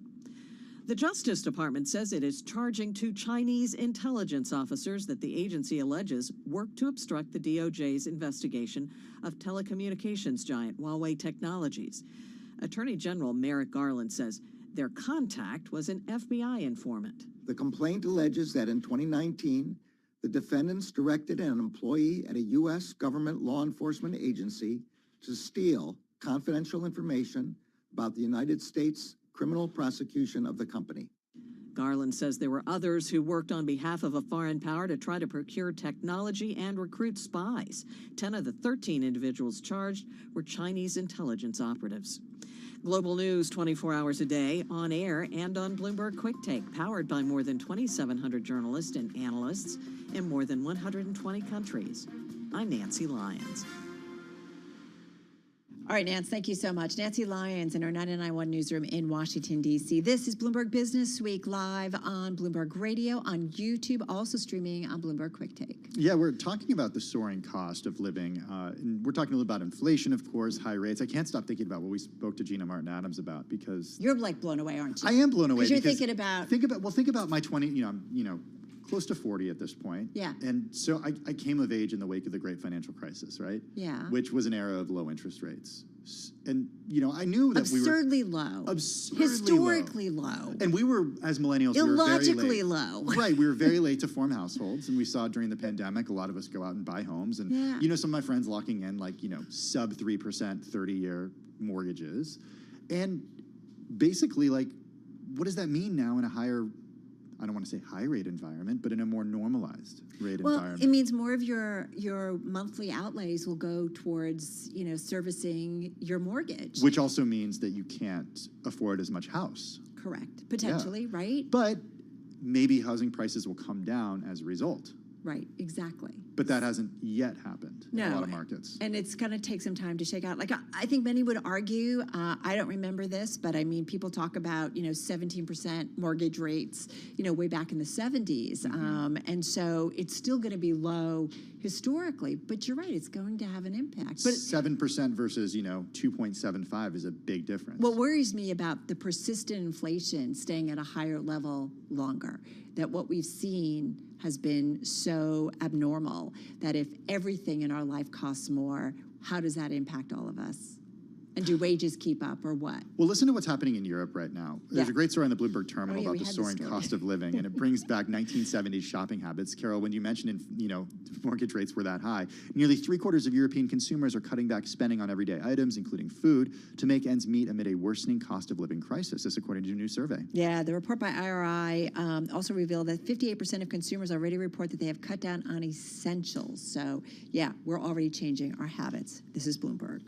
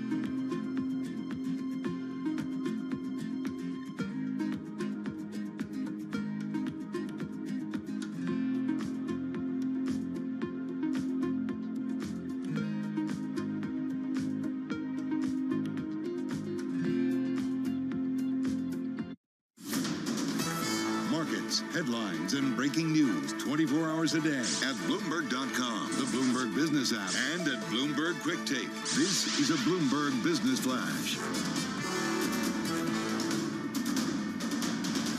From Bloomberg World headquarters, I'm Charlie Pelleton. Another update on Wall Street. Stocks keep the rally going with the S&P up 44 points today, an advance of 1.2%. The Dow today now at 31,499, up 417 points, up 1.3%. And NASDAQ advancing 92 points, up by 0.9%. So with today's gain, again, the S&P up 1.2%. The S&P year-to-date remains lower by 20.3%. The 10-year yield, 4.24%. The 2-year, 4.51%. Spot gold down 0.5%, $16.49 the ounce, while West Texas Intermediate crude dropped 0.3%, $84.82 a barrel. Stocks rallied for a second straight session as investors gear up for some of the world's biggest companies to report earnings this week. Tomorrow, it's Microsoft and Alphabet. The NASDAQ Golden Dragon China Index posted its biggest drop on record. That index plunging today by 14.3%. I'm Charlie Pelleton. That is a Bloomberg Business Flash. All right, Charlie, thank you so much. Carol Masser along with Tim Stanovic, and we wanted to talk a little bit about holiday shopping. Have you started? I've started, actually. I don't know. Online. We decided we're doing Secret Santas this year. For your whole family? Yeah. I don't know if the whole family knows. But have you started shopping? No. Oh, okay. It's not even Thanksgiving yet. All right. But It's not even Halloween yet. I'm just telling you, I got a couple gifts already. What'd you get? I'm not telling you. Okay, that's pretty good. Isn't that like that's pretty good for you, right? Keep the momentum going. Did I give you a gift like after Christmas? It's okay. It was a New Year's gift. All right, let's find out what's going on with the upcoming holiday retail shopping season. And we're going to get to Tom McGee. He is president and CEO at the ICSC. It's the Global Trade Association for the Marketplaces Industry. And Tom's been great in always checking in with us and letting us know kind of what's going on when it comes to retail. And I got to say, one of the things, well, first of all, I think about Amazon Prime Day, right? They did 2 days already and lots of promotions. Prime Days. Yeah, they did. And look, I think part of it had to do with, I don't know, changes in shipping costs and what consumers were thinking about in terms of, the summer versus fall. Yeah. But at the same time, the question still remains, what are we going to see from consumers in an environment where we're seeing higher inflation and in an environment where people perhaps feel like they don't have as much spending power because those costs of goods continue to go up. So are they going to keep spending robustly like they did over the last, 2 years? Tim, these are all really good questions. Thank you. All right. I have the good questions. I don't have the answers. Well, I know someone who does have the answers. Tom McGee is with us. He is president and CEO of the ICSC, as we mentioned, a global trade association for the marketplaces industry. Because how we shop in a lot of different ways. Tom is with us via Zoom in Los Angeles. Tom McGee, how are you? I'm doing good. How are you, Carol? Good to be with you again. Sorry about that connection there. No, listen, it's part of the way of our world at this point. We're so glad to have you here with us. Give us an idea of, as we try to figure out the outlook and what 2023 may look like, what does the holiday shopping season look like and what it might tell us about the broader outlook? Yeah, I mean, we're forecasting it to be a very solid holiday season, 6.7% growth. And clearly, there's concern around inflation. 9 out of 10 Americans are concerned about inflation, and that will influence their shopping behavior, particularly lengthening the holiday season, which was a trend that began pre-pandemic and has really just continued and accentuated over the course of the last couple of years. But today, despite the concerns around inflation, generally speaking, the consumer has been quite resilient, and we expect that to continue this holiday season. We also expect a significant number of folks to go out and eat and entertain, as this is kind of the second holiday season post-pandemic. So we're forecasting almost a 10% increase in food and dining compared to last year. Okay, so why still are we so optimistic given all the higher costs that we're talking about as consumers, whether it's filling up our tank or, increasing rents for people who are renting? Why are you still so optimistic? Yeah, I'm not sure the consumer is super optimistic, Tim. I just think they're resilient is what I would say. And it is the holiday season. Remember, 6.7% growth is good and solid growth. It's on the back of some pretty significant growth last year. But inflation is running at about 8%. So, we don't exactly know what inflation is going to be like in the fourth quarter, which is the holiday season. So whether that 6.7% is in line with inflation or slightly below the headline of inflation, time will tell. But you look, the job market continues to be strong. Employment continues to be strong. And so that, I think, is contributing to a consumer that's resilient. But the concern is real. The concern around inflation is real. And certainly, there has been a drop in consumer sentiment over the course of this year as well. It just hasn't significantly translated into a real negative impact on retail sales yet. My apologies for the background noise. Just like you're having technical difficulties, my mic was dropping and it was catching me a little bit off guard. It's just one of those days, Tom. It's just one of those days. You got to tighten it right here, Carol. I'm afraid. Don't touch it. It's going to fall. Okay. But Tom, then I want to go back to that 6.7%, because 6.7% growth with 8% inflation, that's what I'm trying to understand. Is it just a case of, right, that's not inflation adjusted, or is it just the overall amount is 6.7% up? So that could mean we're buying less because prices are higher, right? Yeah, it is not inflation adjusted. Okay. So it could in fact mean that. I think that you're going to see a mix of consumers lean in and shop for sure this holiday season. We didn't ask a specific question as to whether the number of individual units will go up, but I would anticipate you'll see a mix of some people spend more in the absolute and in the absolute number of units, but a significant focus upon promotions. People are concerned around inflation. That's one of the reasons why you're going to see the shopping season be even longer than it has been over the course of the last couple of years. People have begun shopping now for the holiday and had over the course of the last couple of weeks, because they're price conscious. And if they see something that they think is at a good price or is discounted, or there's a concern that that price may increase, then they'll buy it now. Those retailers that lean into promotions, particularly on those items that maybe there's some inventory management opportunities and so forth, I think will do well. I have started shopping, and it's funny that you say that, because initially an item, the original place I was going to go to, and I looked a couple of weeks ago, I'm like, oh, plenty there. I went to go back to it, and it was sold out. So I had to do some hunting around to find it. So I am thinking about supply chains, Tim. Think about supply chains. Okay. That might be out. I'll start thinking. All right, Tom, we got to run, but we always love it when you take the time and join us. And when you come back next time, want to talk more about experiential and when we start to see a return to that, because before the pandemic, that was all the buzz for these retail spaces. Yeah, right. And he's talking about the 10% increase in dining and stuff. So people are looking to spend money in that way, in a big way. Tom McGee is great. He's president and CEO of ICSC, joining us via Zoom in Los Angeles. This is Bloomberg Radio.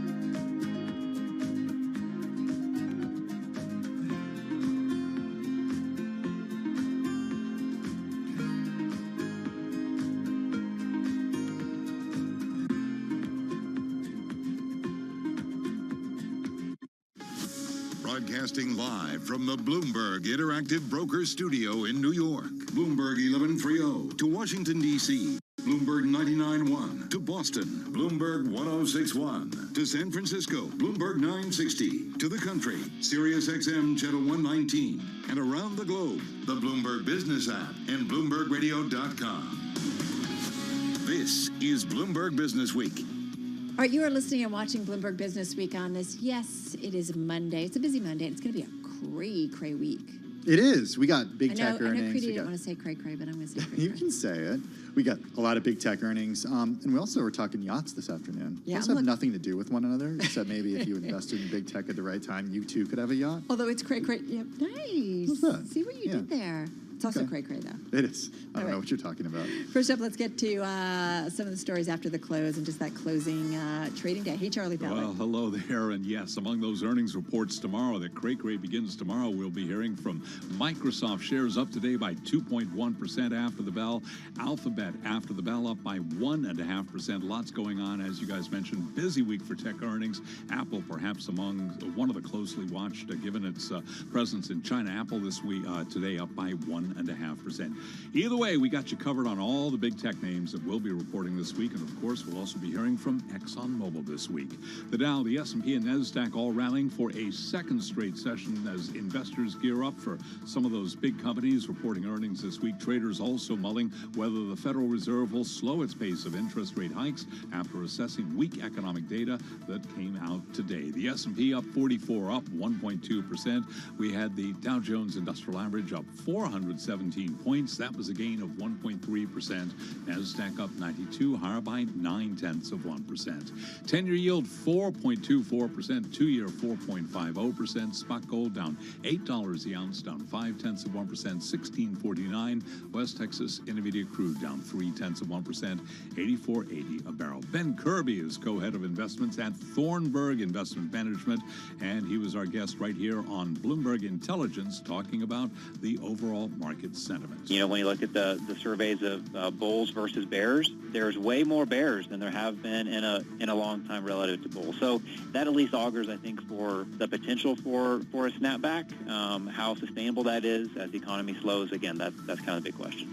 Apple raising prices, Tesla cutting prices. We've got Apple raising prices on some of its music, TV Plus, and Apple One service bundles. Apple shares up today by 1.5%. Tesla shares tumbling after the car maker lowered prices across its lineup in China.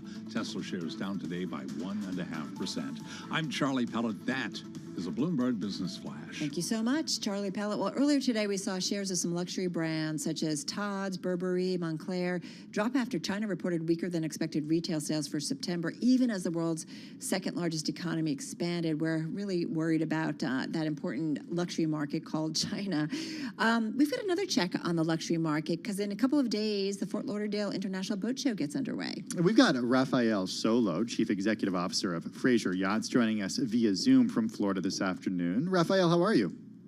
Yeah, I'm very well, Carol and Tim. Very nice to be back with you today. Well, it's good to have you back with us. It's interesting. We've been talking a lot about the pressure that the consumer is feeling, price hikes. But my understanding is that, well, yacht sales have really never been better. Is that right? Look, we've been going through some tremendous years the last couple of years. Despite the pandemic, we've all been through 2021 that was absolutely outstanding.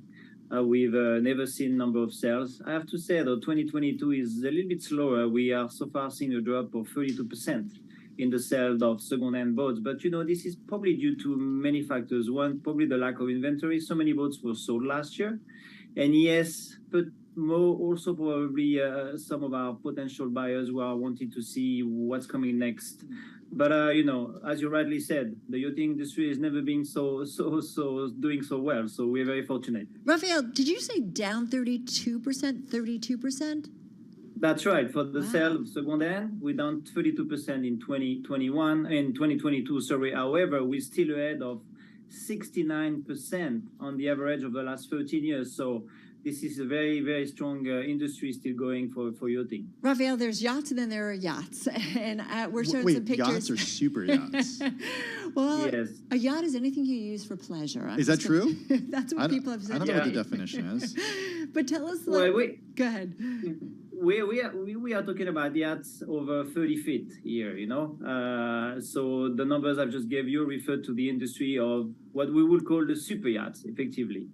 And I can assure you, yes, this is a lot of pleasure on board a yacht.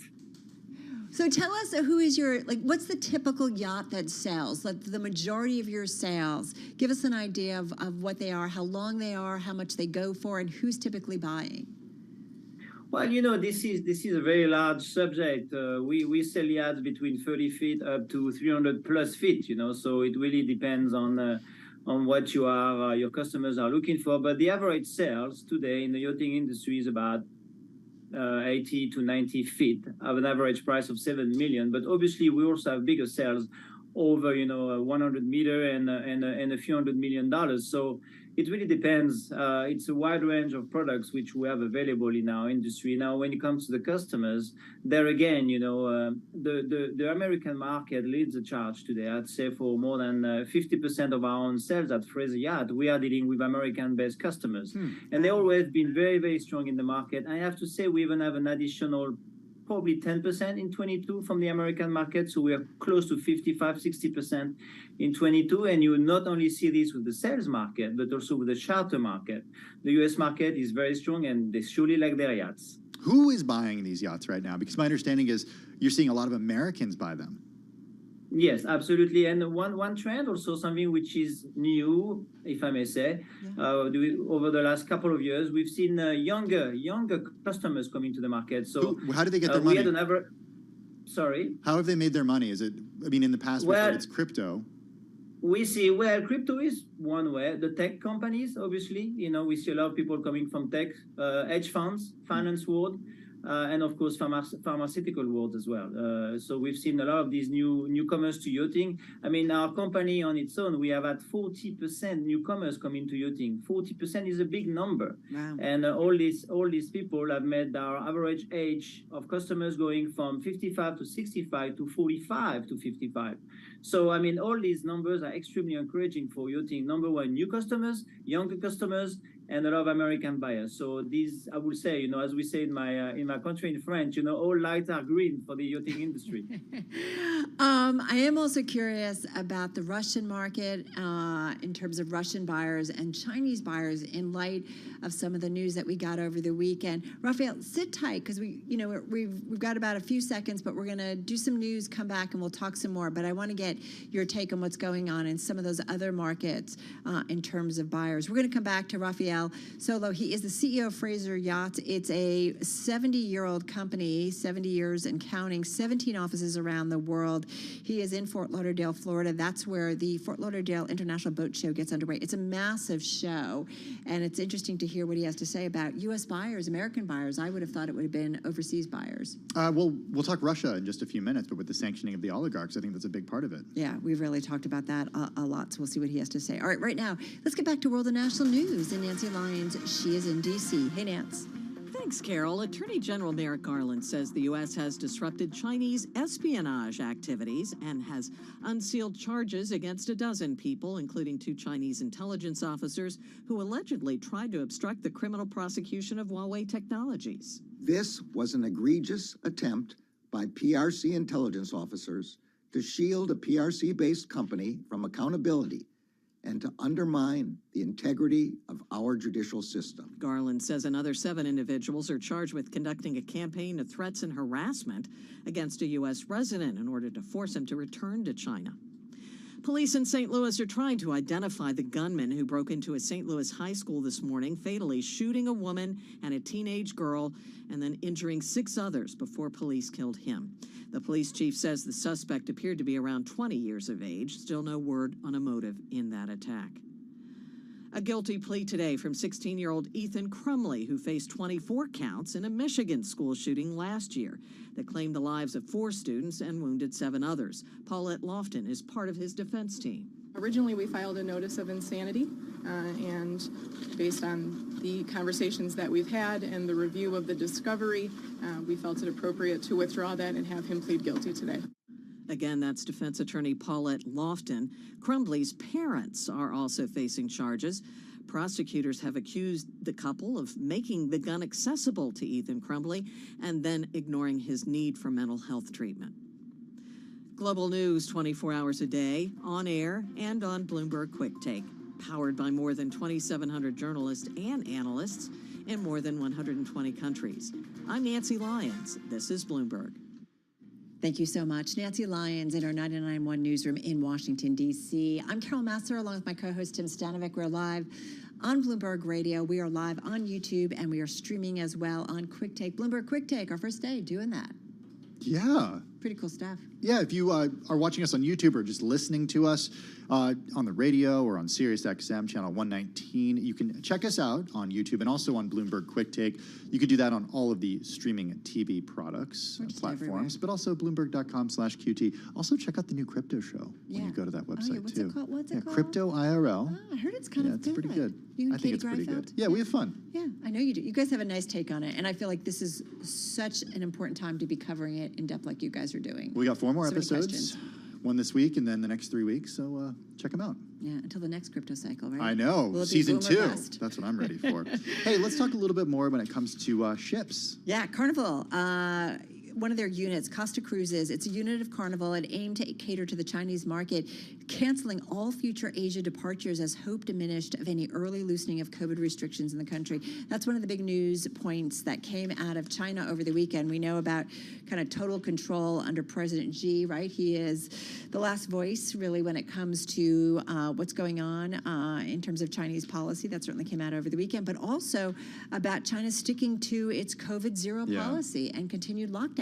Well, the company didn't reference China. Costa did advertise that it had big plans to tap consumers there and was the first cruise company to enter China. That was all the way back in 2006. It built 2 massive ships exclusively for the market. There were plans for a 2021 debut of the Costa Firenze in Asia, but it never materialized and redeployed to Europe as Chinese leaders adopted a COVID zero policy to deal with the pandemic. Yeah, so this is interesting because in terms of cruising, it's a very undeveloped market over in Asia overall and China specifically.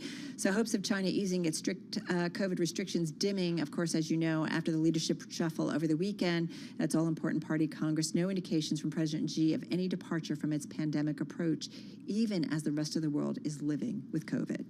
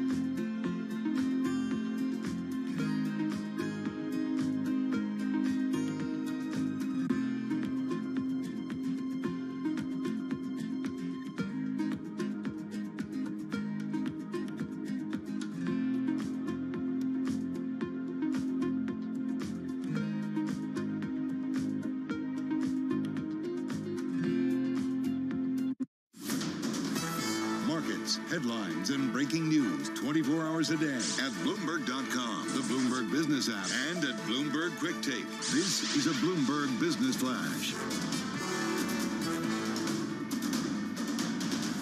From Bloomberg World Headquarters, I'm Charlie Pellet. Big tech earnings are on deck, and the bulls keep the rally going. S&P today up another day, up by 44 points, up 1.2%. The Dow up 417. That is a gain of 1.3%.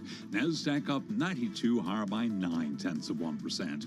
10-year yield 4.24%. The 2-year yield 4.50%. Spot gold down 0.5%, 16.49 the ounce, while West Texas Intermediate crude lower by 0.3%, 84.81 a barrel on WTI. Investors are gearing up for some of the world's biggest companies to report earnings this week. Tomorrow, Microsoft and Alphabet. Traders also considering whether the Fed will slow its pace of interest rate hikes after assessing weak economic data that was released today. Recapping, S&P up 44, up 1.2%. I'm Charlie Pelleton. That is a Bloomberg Business Flash. All right, Charlie, thank you so much. I want to get back to our guest. We're talking with Rafael Solo. He is the CEO of Fraser Yachts. As we mentioned, they've got 17 offices around the world. They've been around for decades and really have a great global perspective when it comes to the yacht industry. He is via Zoom in Fort Lauderdale, Florida, where in just a couple of days, the Fort Lauderdale International Boat Show gets underway. Rafael, we ended our last segment with you talking about American consumers, but since you have such a global presence, really eager to hear what you're seeing around the world. We spent so much of our program today talking about China. What are you seeing from Chinese consumers right now, and how is that different from what you've seen over the last few years? The yachting industry has been trying to break through China. We're talking about, again, large yachts, and it never been successful for many reasons. Before, even the economics and the luxury goods, etc. One of the most important reason is the fact that this is not really in their DNA to be at sea on the yacht. The Chinese in general. Chinese in general, they don't necessarily like the sun, they don't necessarily like the sea, and for them to be on a yacht for 7, 6, 8 days, it can get very boring very fast. So this is a market which has not been very successful for the yacht industry overall. You have some few exceptions, obviously. Lots of buyers can come from Hong Kong, but mainland China, you have a very few customers today. I would think that maybe with the future generation, a lot of Chinese are putting their children in Occidental school, as we'll say, and some of them are maybe more accustomed to the yachting habits and what it can provide you with. So we may see a development in the coming years, but I would not bet too much money on that market so far.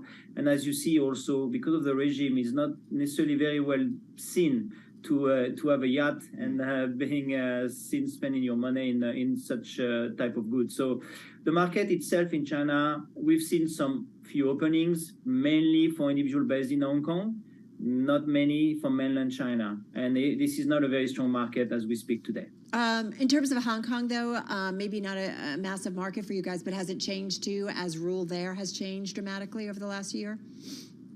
It has not affected yet our few buyers whom we have in Hong Kong. They still are buying boats, and there's a culture of yachting in Hong Kong, obviously by its proximity to the sea and its majestuous harbor. So, and the fact that they were under a British regime in the past, so they have a kind of a yachting culture, if I may say.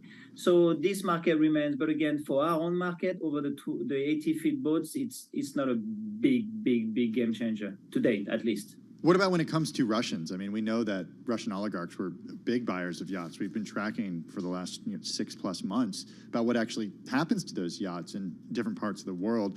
What are you seeing from that market? Well, what we've seen about, obviously, the oligarchs, they've made the alliance because most of them had the largest boats in the world. If you now put things into perspective, the Russian market for what we call the mega yacht, the biggest yachts in the world, is about 17 to 18%. However, if you look at the yachting market overall, the Russian market is down to 7-8%. So of course, it has been a bit of an impact on our whole industry. But from what we said earlier, and the influx of new customers, mainly from America, we've been able to compensate a little bit the loss of the Russian market by the arrival of these new customers. The biggest impact is indeed with the larger yachts, where you had obviously a main impact with the bigger shipyards, which were building the 200, 300 feet. Now, when it comes to the existing yachts, well, as you know, some have been frozen, a few have been seized, and we really don't know what's going to happen to these yachts going forward. That is interesting. Okay, so what are kind of some of the interesting big trends when it comes to yachting? And I think about one helicopter pad, one pool, one hot tub. Or being greener. I mean, think about Carol. Sorry. Sorry, but I'm just laughing. Yeah, you're going to use a biodiesel to put in that yacht, right? Well, you know, I mean, there's also a trend which we see developing, and that is really, I think, very true after COVID, where people see the purchase of a yacht as being like, you know, a second or third home. Yeah. So you see a little change here as well, you know, because of the technology, and people realize, and it also not so difficult to work remotely. So some of our customers, you know, they are not shy to go away for 6 months on their yacht and work from their yacht. So we have seen that shift as well, which I think played a big role into the yacht booms, which we've experienced the last couple of years. Now, going back to your question about green, you know, I'm not a liar, and I think it would take years for yachting to be super green. Obviously, there's so much you can do with a yacht. However, our industry is really at the forefront of trying to find new technology and new ways to make yachting greener than it is today. So the shipyard are spending a lot of money together with the owners. You know, we have a lot of owners building new boats who are actually very, very keen to make a difference. So they are coming up with new ideas and plans and new technology. So today you have several yachts which are so-called hybrid. So like in the United States, you know, there are boats which can remain without propulsion for about 8 to 9 hours, and that makes a huge difference. You know, 8 to 9 hours without burning fuel is already 8 and 9 hours. Yep. And not only it allows you to have a greener yacht, but also it allows you to really enjoy yachting in a different manner. No more noise, no more vibration. So I have to say, you know, there's so much we can do, but we can see that the industry and its role is making a huge effort and spend a lot of money trying to make yachting more greener than what it is today. Hey, Raphael, our producer Paul Brennan had shared on our planning call that there is a 6-year wait list at shipyards for yachts. That's really the case? Is that well, you know, today? Go ahead. Yes, today you can go up to almost 5 years. That's right. Is that typical or is that historically high? No, it's historically high. Why we have been that delays? For the very simple reason that the last 2 years, especially 21, have been just incredible. Meaning that we have had so many orders, so all the shipyards are just full. There are no more space to build new boats. So whenever you want to come in some certain shipyards, you're gonna have to wait 4 to 5 years to get your boat delivered, and that's the reason why also the second-hand market has been so strong, because a lot of people don't want to wait 5-6 years. You know, you have that carpe diem factor after COVID, so they decided, okay, it's going to take me 4 to 5 years to build a new boat. I'm going to buy a second-hand boat for now, and this is where we've seen that that boom in the second-hand market. Now you have some yards which have been smart enough to build on speculation, as we say. So you can find a few boats which will be available in 23 summer and in 24.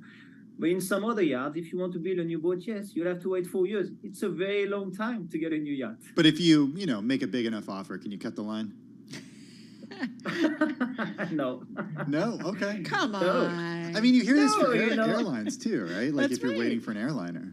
I don't know. You know why? Because you signed a contract with a customer, and the customer has been obviously very eager to get his boat. So now you obviously have a few exceptions. If the customer says, okay, maybe I'm going to flip my boat and I'm going to make an added value on the resale of my new build, in that instance, you may get lucky, but you pay more money than you would have paid them. So that's sure, it's a decision. But I can tell you, the owners who are dealing